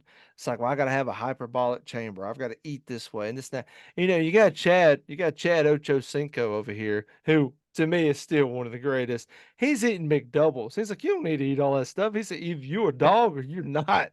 And that's it. And I look at I look at us eating hot dogs before a game, and it's like, is there an effect on it? It is. But if you watch like The Last Dance, like with Jordan and all them guys, Jordan is like, I never had the flu. He's like, I had food poisoning. He said Food that's what it poison. was. And and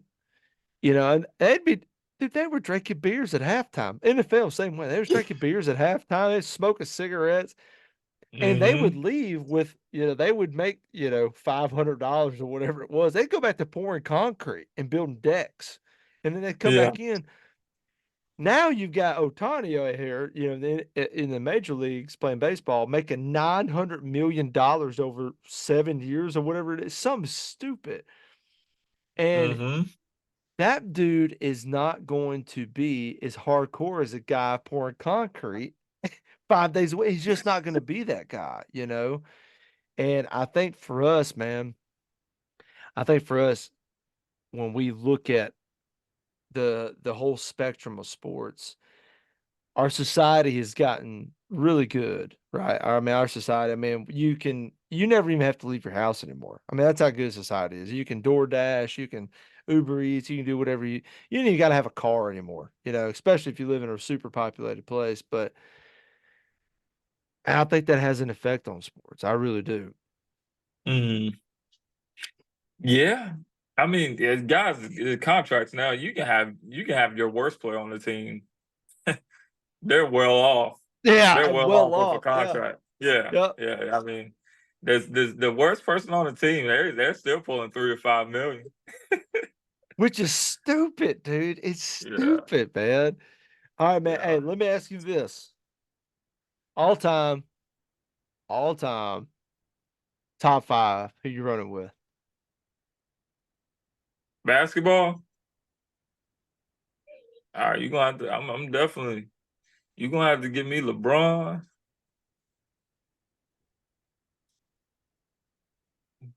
Gonna give me Jordan. Who's running one? I want.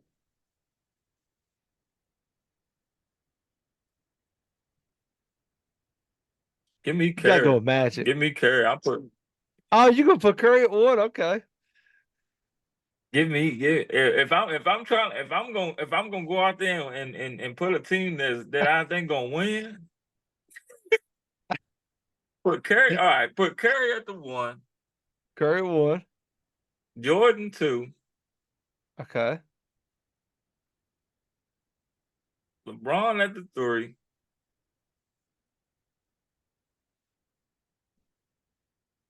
Bird at four. I'm putting Shaq. I'm putting Shaq. I'm putting Shaq.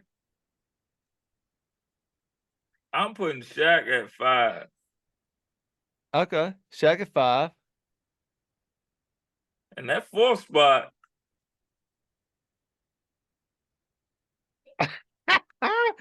You gotta put some vanilla in there. So, listen, I know Bird wore some short shorts, so old boy can play though. man, that fourth spot. I don't know who I'm gonna put there in that fourth spot because I don't need nobody else dunking. You got Jordan Brown and Shaq. It's already gonna get congested. Um, What about I'll KG? probably I tell you, I do this. I do this since he said that. I either put KG there, or you know what? Nah, nah. I ain't putting KG right there. I'm putting Dirk Nowitzki right there in that fourth spot because he Yeah, could do it all. he could He do it could do all. it all. That's a good one. He would stretch out the floor that way Shaq and him would never bump into each other. That's a tough five, dude. That's a really tough five. Yeah. I'm because Curry, you got Curry can shoot. Curry gonna shoot your threes. Anything past half court will go up. You Yeah. got Jordan. If he get the ball, they either dunked on or the mid range coming. Braun, he can do pretty much all of it. He's kind of a balanced player. Um, but you know, if you need to get somebody that can attack the basket, he gonna get the job done. And then if they double him, he can kick it out to Curry, or then you got Nowinski stretching the floor out. Nowinski will probably be in the corner.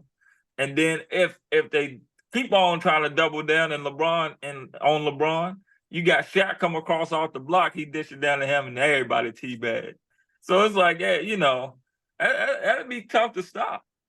Could you imagine LeBron and Shaq on the floor at the same time? They done Golly, it. They dude. done it on Shaq was on his tail end though. Shaq was on his Yeah, tail end in Cleveland. yeah, but I'm talking about, prime Shaq though, Shaq in his prime. Yeah. I'm gonna tell you Shaq, now. I'm talking about Kobe with the fro. You know what I mean? That's what I'm Yeah. talking about. Oh, I don't know, man. I think we might be saying Braun to go for real because that would have put some more rings on Braun's hand.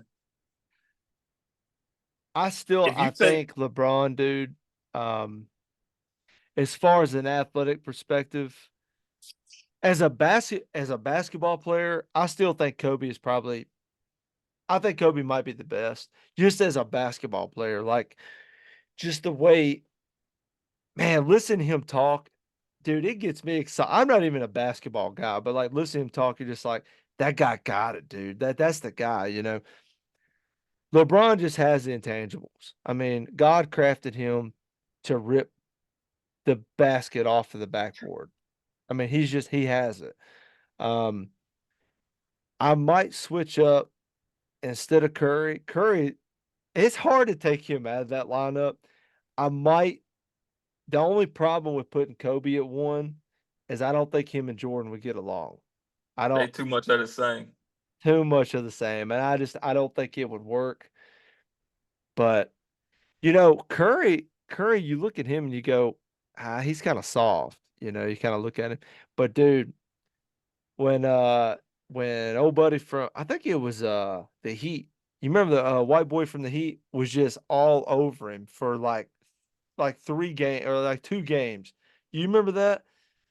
Mm-hmm. And I watched how he handled that, and I was like, dude, I would have punched that guy in the face because he was all I mean, he was draped over him, and he still was just out there killing it. I was like, they was like, yeah, that guy, I can't remember what his name was, but like, there's no way he's gonna be able to do that for like the whole series. And he didn't. He ended up killing him. But you give Curry a tenth of a second and it's gone. It's gone, dude. He gonna His shoot his and he release gonna is make it. like weird. It's so weird. It's like it comes from like here. I don't. Yeah, I don't know. I don't know He how he not even does it. shooting. I tell people all the time, he ain't shooting. He just throwing that joker up there. He just throwing it up there, praying and praying on it. Cause ain't bro, it's just no way. I mean, anytime you put some, he almost killed Deladova. That when they played the They did. Cavs, Yeah, that's Deladova him.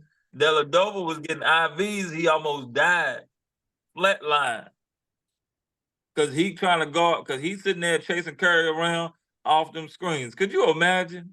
Imagine No, being a guard and you know Curry's quick. And so now you got no. to try to keep up with him. You bumping into these centers. They hitting you with screens. I know his chest and Was stuff. It had to feel sore. like he had a full on workout Hey Rob, because when we played teams that had a shooter, I don't know why. Monroe would look at me. He'd say, "Hey, you got old buddy over there." We played. Who was a Laura Botetourt, had that shooter. He was a hell of a oh shooter. oh they had the black dude and the Asian dude. They come out and he looked at me. He said, "You got him." We looked at the scouting report. That mug didn't even have an even number for for points. It was all odds. He's just been knocking down threes his whole life. And he said, "You got him." And I was like, I mean, in my head, I usually thought I was like, well, I got 5 fouls. Eventually, I'm gonna get in his head. I was like, I'm gonna just foul him until until they put someone else on him. But I couldn't imagine going out there like when I watched Curry.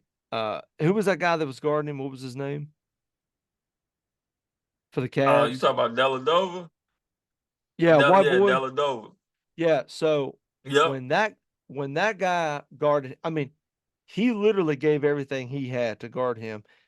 And Curry was frustrated. Like he was like, it's like a fly, like, get away. There's no amount of conditioning that's a professional athlete. There's no amount of conditioning that could have got him ready to guard that guy. It was the same way when I guarded that dude from where Laura Botetourt, whoever it was. I can't remember the team, but that guy come out there and I mean, he would take one step and it'd be three of my steps. And I finally was like, you know what? If I could just slap him, I think I would be better off. And like I just got to where like I was just like slapping his hands, you know. And how the ref never called, I don't Mm-hmm. know. But I was like, I said if he jumps, I think I could get under him enough and I could throw him in the bleachers. Like I think I could like hit him enough to like throw him out there because we're in for the win. Okay, we're here to win Yeah. this thing. I don't care if I have to get 7 fouls, I'm gonna do it. If I get ejected, I don't care. I don't care. I'm playing with guys way above my pay grade. I don't care. I'm just happy to be in the game. And old buddy went up for a three, and he knocked a three down before that. And he pulled up, and I mean he just smoked that thing. And he said, "How about that?" I said, "You shouldn't have said that." And so we went down there. We scored a bucket. They come down. He comes up, and he had this like little foot shuffle. I could tell like when he's getting back to get the ball. I just took off running, and as soon as he grabbed it, he pulled up. And dude, even with me knowing he's got to shoot, I still got there late. But he pulled up. I hit him in the midsection with a forearm. Bow. He went up into the stands. He just folded out. And he said, "What about the foul?" They didn't call a foul. I could not believe it. I come running down the court. I said, "I just robbed him." I said, "I got him." He come back down there and he said, you got lucky. I said, this is gonna happen again. He said, I will see about that. But I did. I broke that dude's rhythm up. But Steph Curry, it never affected him. He still played exactly. Mhm. And that's when I like my respect went through the roof for that kid. I said, dude, it doesn't affect him. I said, he's just a baller. Yeah. Yeah, he's a problem. That's for sure. I would A hate to real guard him. problem. I would absolutely hate to guard him. I would. Yeah. That's a tough assignment. I would tell the coach play zone. Trap wherever he at. Where you gonna play? 1-3-1? Hey, you're gonna have to. And the person is the one that's up at the top, you go wherever Curry at. That's a bad day, dude. That's a long day of traveling. Man, dude, I remember when we played Brookville at JF in the Oh, those in guys. the Oh, in the district tournament for the championship. Coach Monroe, Coach Monroe put me on George. That dude George, yeah, oh yeah. bruh. That was probably the first. I ain't gonna lie to you, bro. That was probably the first time. Like, bro, I played defense good the first half. When we went into halftime, I like sat down on the bench and I was like, bro, I was hoping the game was over. Hey, but you know what though, dude?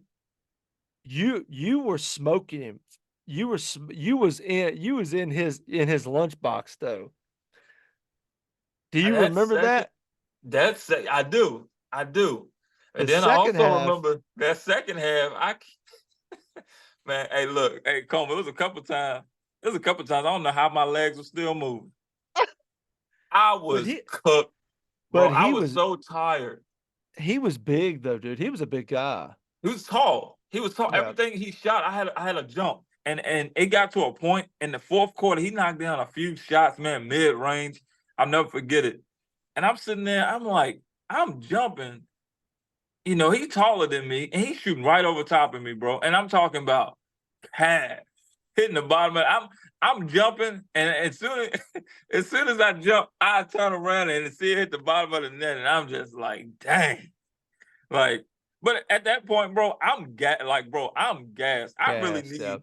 At that point, I feel like I might have. Looking back on it, I wish we would have had some IVs in the back Yeah. because I was done, bro. Like I was just tired, bro. Because it was like nonstop the entire game because he was our point guard. He had the Yeah. ball every single time coming up half court. So Coach Monroe was like, "All right, D Rob, get up there, you face guarding." So, bro, face guard, that Face means guard him. you don't look at nothing else. Nothing else. You don't look at nothing else. Wherever he went, bro. And that, bro, that was probably the toughest defense I ever had to play on anybody. Dude, face guarding is it is a step of confidence for the defender. Like when your coach comes to you and says face guard him because he's got confidence in you to deny the ball the entire time.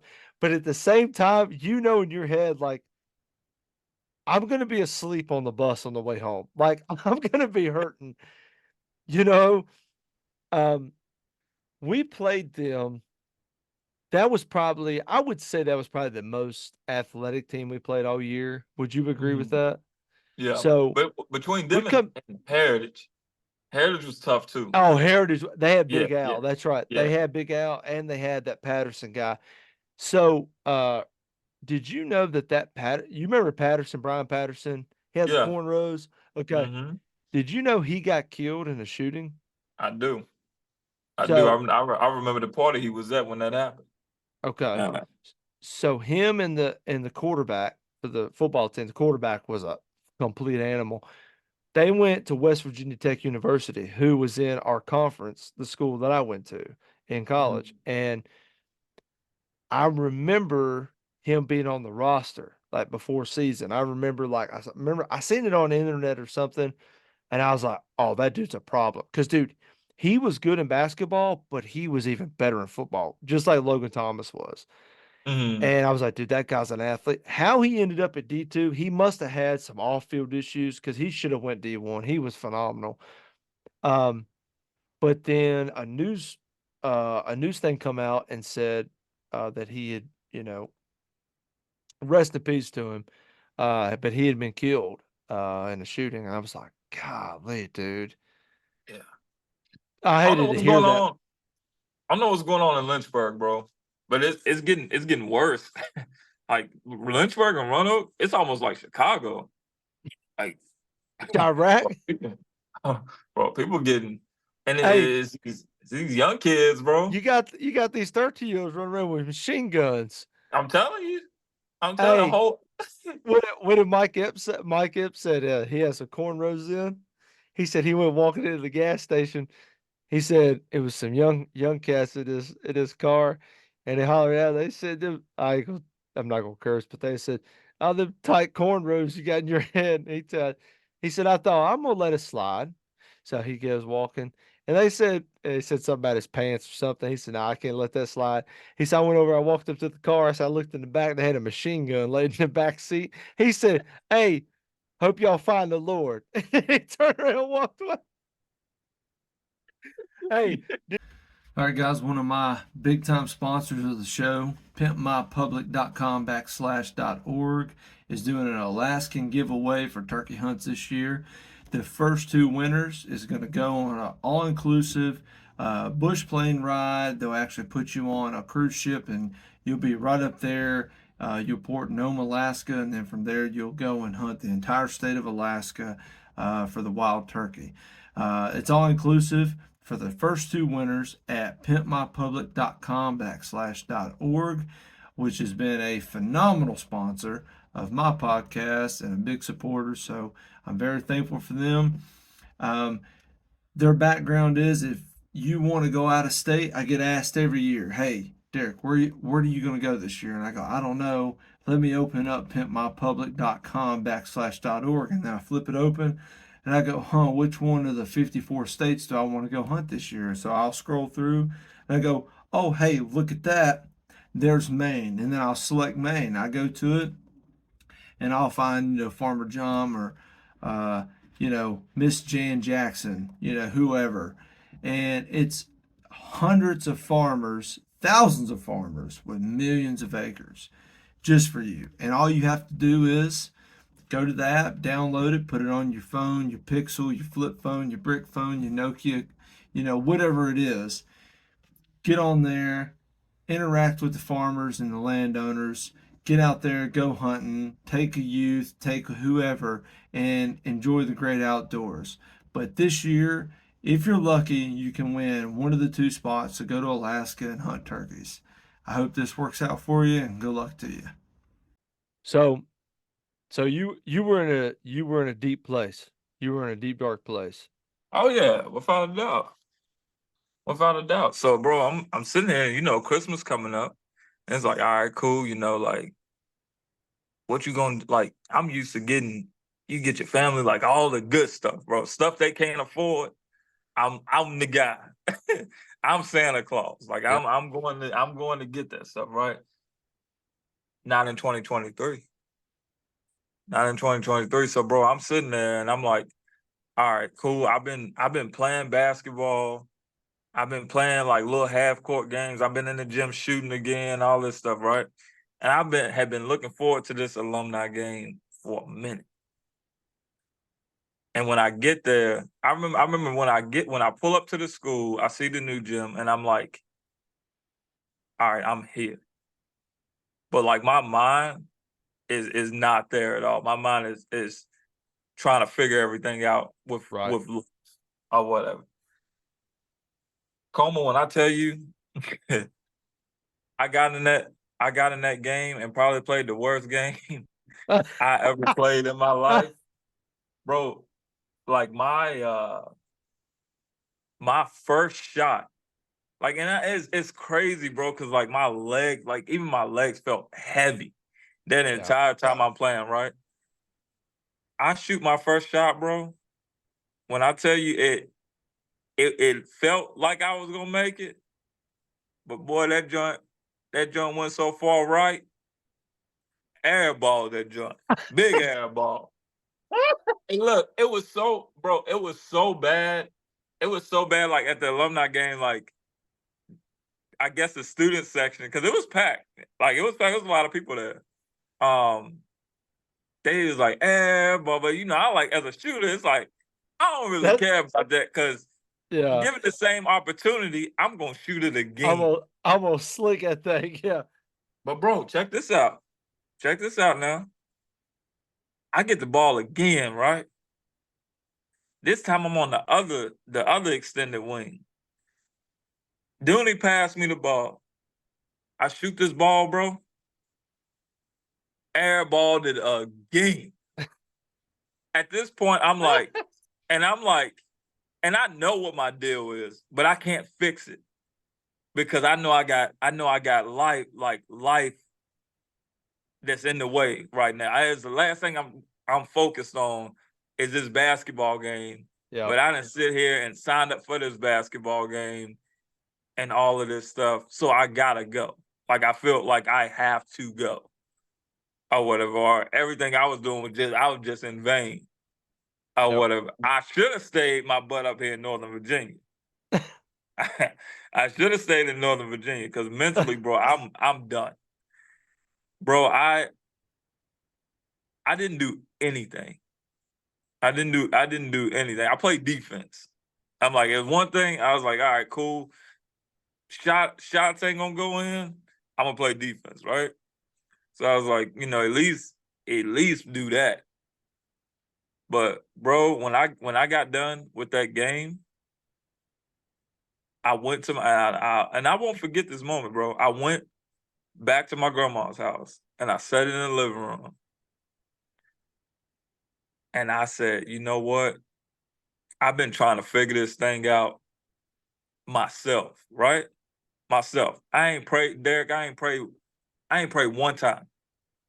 I ain't prayed one time about nothing. Right? I said, if somebody gonna figure it out, it's gonna be me. I had got to that point. So I'm Yep. I'm thinking I'm thinking I'm high almighty, right? And it clicked. I'm sitting there, I'm frustrated. I'm like, man, like that might be my grandma's last time seeing me play basketball. Mm.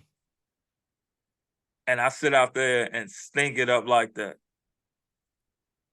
And then it triggered to me, Derek, you need to revert back and remember how you got to the point you was at. Derek, I was that's when I'm praying on this stuff. I'm asking for this stuff, and God was giving it to me. I got it, and I stopped. And I started thinking it was all me that was getting. When I left, when I left there, I was up, it was like about 2:30 a.m. And my wife came in the living room and she said, Derek, what's wrong? And I said, I don't know what I'm about to do. And me and her talk, bro, and that was probably one of the realest conversations. Cause I mean, we always talk, don't get me wrong, it's my wife. Right. But that was probably one of the realest conversations, bro, like we had ever had. And we sit there and prayed. When I went back home, when I went back home, bro, I got called. I got called for a job. When I went back home, I got called for a job. And I said, you know what? I won't allow myself to get like that again. And from that day, from that day forward, bro, I was like, I won't allow myself to get like that again. And I also prayed, I said, I hope that they do that alumni game next year. I'm Because when if they do, gonna and I burn them come up. back, if they hey, if they thought I shot it on the first one, I'm gonna really shoot it on the second one. So thank you for sharing that, man. Thank you so Yeah, much for bro. sharing that. There are a lot of people. The last like two, three. This is the third podcast I've done. We have talked about this, and I never intended for it to go this way, but that's that's just the way the good Lord intended for it to go, man. And um, dear Rob, I went through that same cycle, dog. I went through that same cycle from 2020 through 2022, so 2.5 years, and I I couldn't focus on nothing. I couldn't be me, and it was just I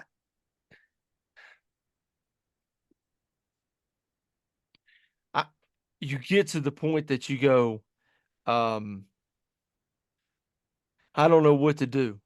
I don't know what to do. So I would take I got a little aluminum bass boat, and I was take it out on the lake, and I sit there and uh and I'm gonna keep it a buck with you, dog. I cried, dude. I Mm-hmm. cried. Um, I didn't know what to do, man. The world was shutting down. Um, my wife, she lost a kid. Work wasn't looking too good, and I was struggling, man. I was in that pit you talk about, that you go to that place and you don't know what to do. Mm-hmm. And the world keeps turning and that wick keeps burning. And I looked at things and I was like, it's me. I'm the problem. You know what I mean? I was like, there's a lot of things that I haven't done that I should be doing. It's on me. But man, when I felt God's presence, man, and I seen what He had laid out in my life and He allowed me to do, oh man, you start to realize and you go, okay, um, I need to change some things, you know, and that story that you just said, man, it's like I felt that, dog. I mean, I've literally felt that, and you go things that they just turn around, and you go, there has to be something to that. Mm-hmm. It's tough, bro. It's tough, but it's an eye opener. And I'm a firm believer. If anybody that believe in God, like He got His way, bro, reminding you who in charge of this thing. Even when He didn't, He give you everything. But boy, don't forget how you got it. Because the second you do, you can get humbled real quick. Real quick. Yeah, yeah. Th- And sometimes that's what it take, bro. Sometimes That's that's what it take. exactly for me. That's exactly what it took. Um, Everything that I had set out to accomplish in my life up to that point, I had done it. I done it exactly how I thought it should go, with a little variation. But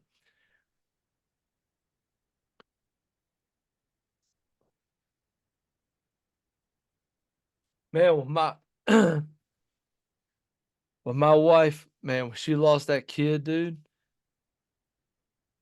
I ain't never felt hurt like that before. And man, I ain't trying to I ain't trying to get all soft there on you or nothing, Are you good, man? but That's real. That's real conversation right there, bro.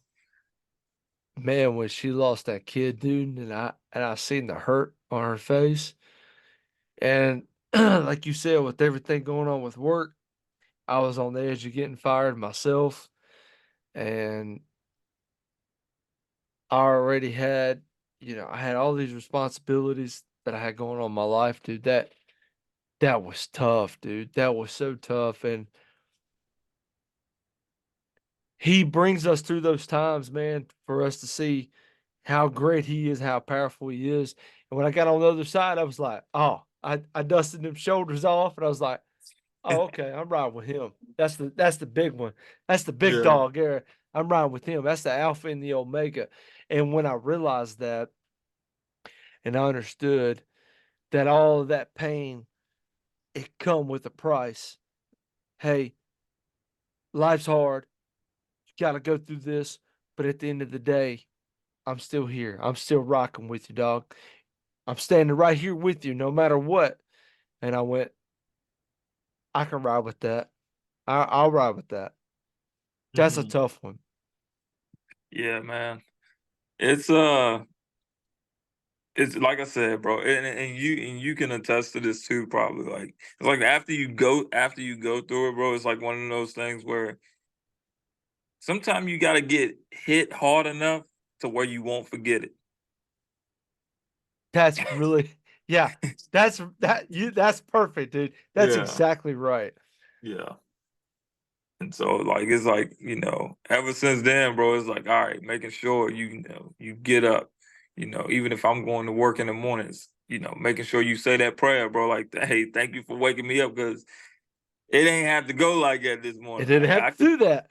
Yeah, yeah, I could have checked out in my sleep, you know what I'm saying? Like, Yep. and it's not only for me, but it's for your family too, man. Your Like my family. wife, my daughter, bro, my grandma, my world. So like, every chance I can call that phone and she say hello, bro. That's a blessing within It's a itself. My blessing. That's a yeah, my blessing. mom, my brother, being young, like it's like just being young and being successful, bro. Like stuff like all of that stuff, bro, is everything like that I be praying for.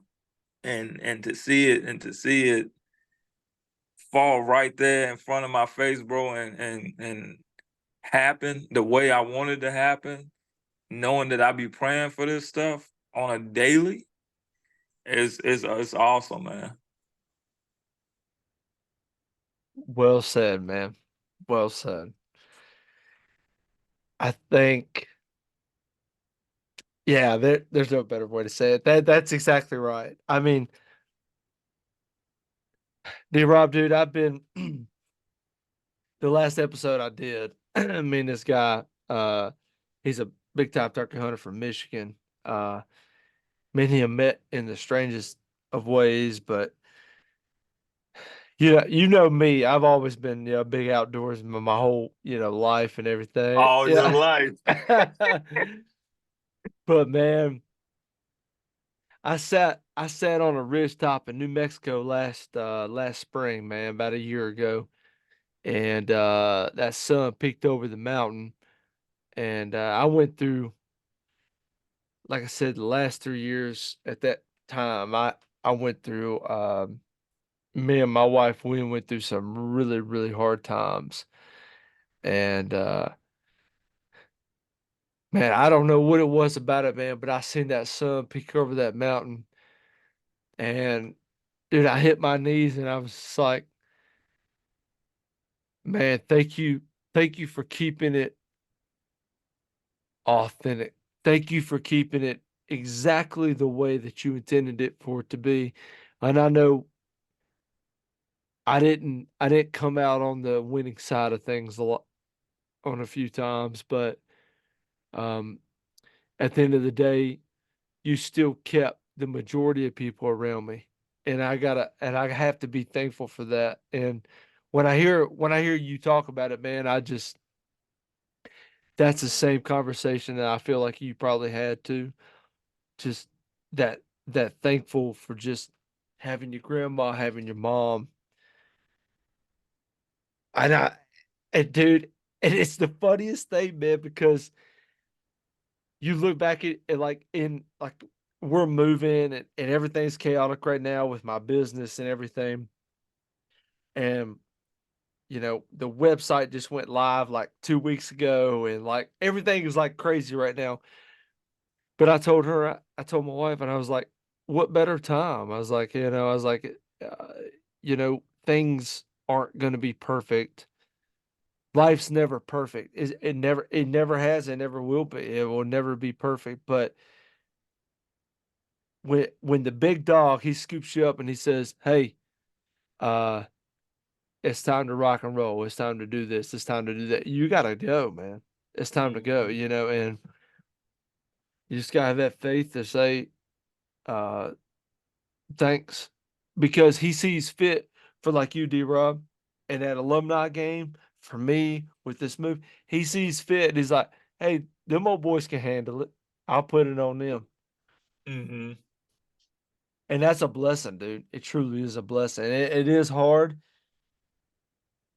but he wouldn't select us if it wasn't meant to be. Yeah, that's true. That's true. And I think for that alumni game, he like for me, like bro, that was an important thing. Like I was so excited to play in that. And I feel like he took that. You know what I'm saying? Like Yep. he took Yep. that away from me to like nah, like, I done this to you for like 2 months, but then that the finale is I'm gonna take what really means a lot to you, knowing that how much basketball means to me, right? I'm gonna take that for the final blow, and I'm gonna let you sit on that. Because Cause I'm like, in my mind, I'm like, man, this alumni game is gonna be cool. I'm gonna get out here and run with everybody, run with the guys, crack some jokes, drop some buggers, and hope and pray to get a fast break so I can throw one Yep. down. Ain't none of that go like that. But you get it now though, right? You get it Yeah, now. yeah. You get the lesson out of it. And then that's a whole lot of just living life as an adult anyway, bro. It's like you're going to when things don't go your way, you can't just be like, oh man, like, yeah, it sucks in the moment, but take that hard time and flip it to a Ah, lesson. Cause the second you can flip them bad times into a lesson, you're gonna be a stronger person. that's You're gonna, exactly you're gonna be a right. stronger person, and you're gonna be able to help somebody else too that could possibly go in that situation. And God might place you into that life for you to guide them through that situation that you didn't already been through. So Couldn't have it's said it any better. That's perfect, yeah, dude. man. That's just how this thing works. And when That's you how it know it, works. when you know it, it hits you. It's like, okay, I got this. Like this is meant to be. It's just like with our conversation now. This is meant to be. Meant to Um, be. we talking about sports, bro, on this whole podcast, and then had just a normal conversation about life in general for the tail end of this thing. Bro, you can't ask for it to be any better than and organic. That's Organic. organic. This Yeah. ain't this ain't scripted, bro. Like this is real stuff, and a lot of this stuff, you the first person that even knew outside of my family on what that second half of that 2023 was like.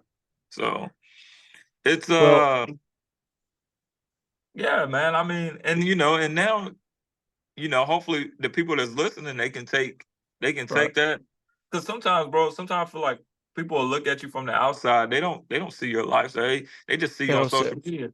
Oh, Hmm. they could be like, oh, he got it going on. He got this. He doing this. Bro, you have no idea what people going through. That's right. Oh, and it's just that simple. But yeah, man, it's it's rough when it's rough, but bro, you take those things and you flip it to good, and it all works out. And then Thank you so much for sharing that, dude. Because there are so many people in this world, man, that need to hear that. That's exactly what they need to hear. And when I started this whole ordeal, um, when I dropped my website, when I started with the YouTube channel and the podcast, this is exactly what I wanted it to be. And I will never ever force Christianity, religion down anybody's throat. I will never do that because mhm, I've had that done to me and it doesn't work. Um, mhm,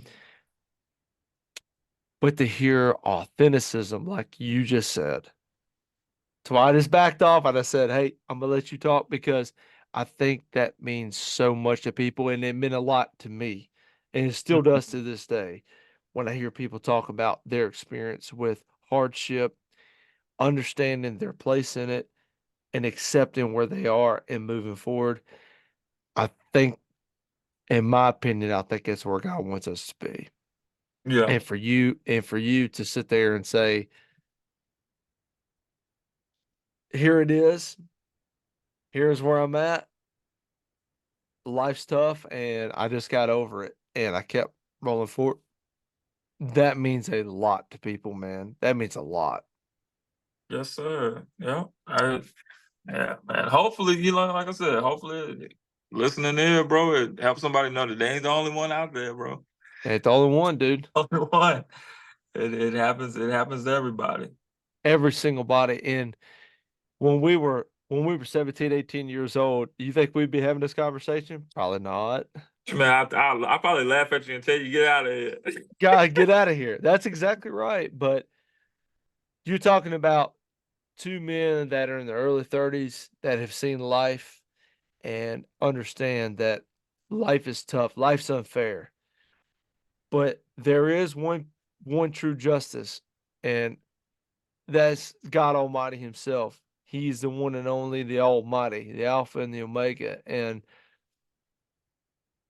I think for us, D Rob, for us to sit here and talk about how I think it glorifies him, I think that you exemplify exactly what he's talking about when you say, "Hey, I failed here, but I got redemption here." And I just sit there and I think, "That's it, dog. That's the one," because that's Mhm. what matters. You know what I mean? And I'm thankful 15 years later, man, we were high school teammates, and here we are sitting here talking about this.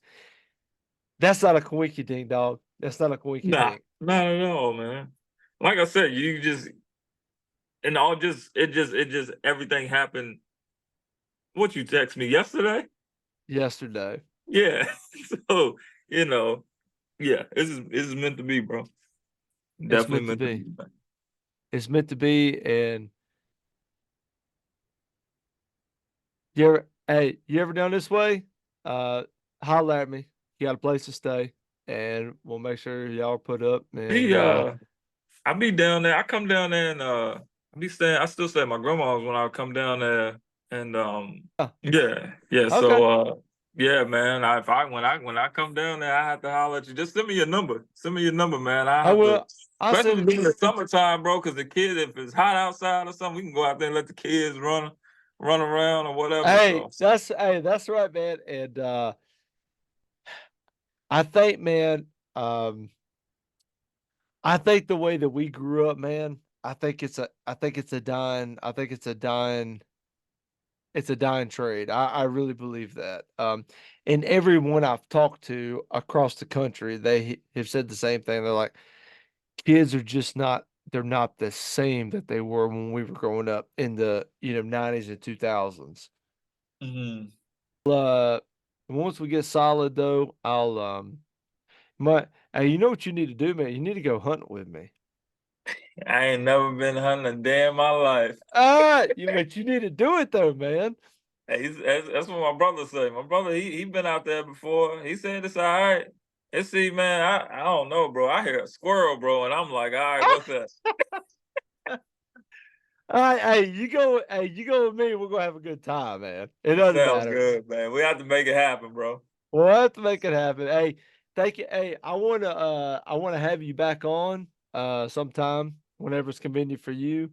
Um I've had a I've had an awesome time, man. Thank you for coming on. You covered like Yes, sir. every base that I wanted to cover, so I appreciate you doing that, man. Yeah, no problem, bro. And like I said, anytime if it's something for you, man, you let me know. I got you. Thank you, dog. Hey, man. Hey, tell your mom and them I said hello. Thank you for doing this, and we're gonna do it again, man. I promise you. Yeah. I've had a blast, and there's a lot of other things I want to cover, but we just, we don't have 8 hours to cover everything. So, All right, man. Sounds good. Hey, it's good talking to you, bro. Tell everybody I said hello on your side, and I'll be catching up with you. all right, dog. Hey, man, All right, you take care, dog. all right, bro. See you, buddy.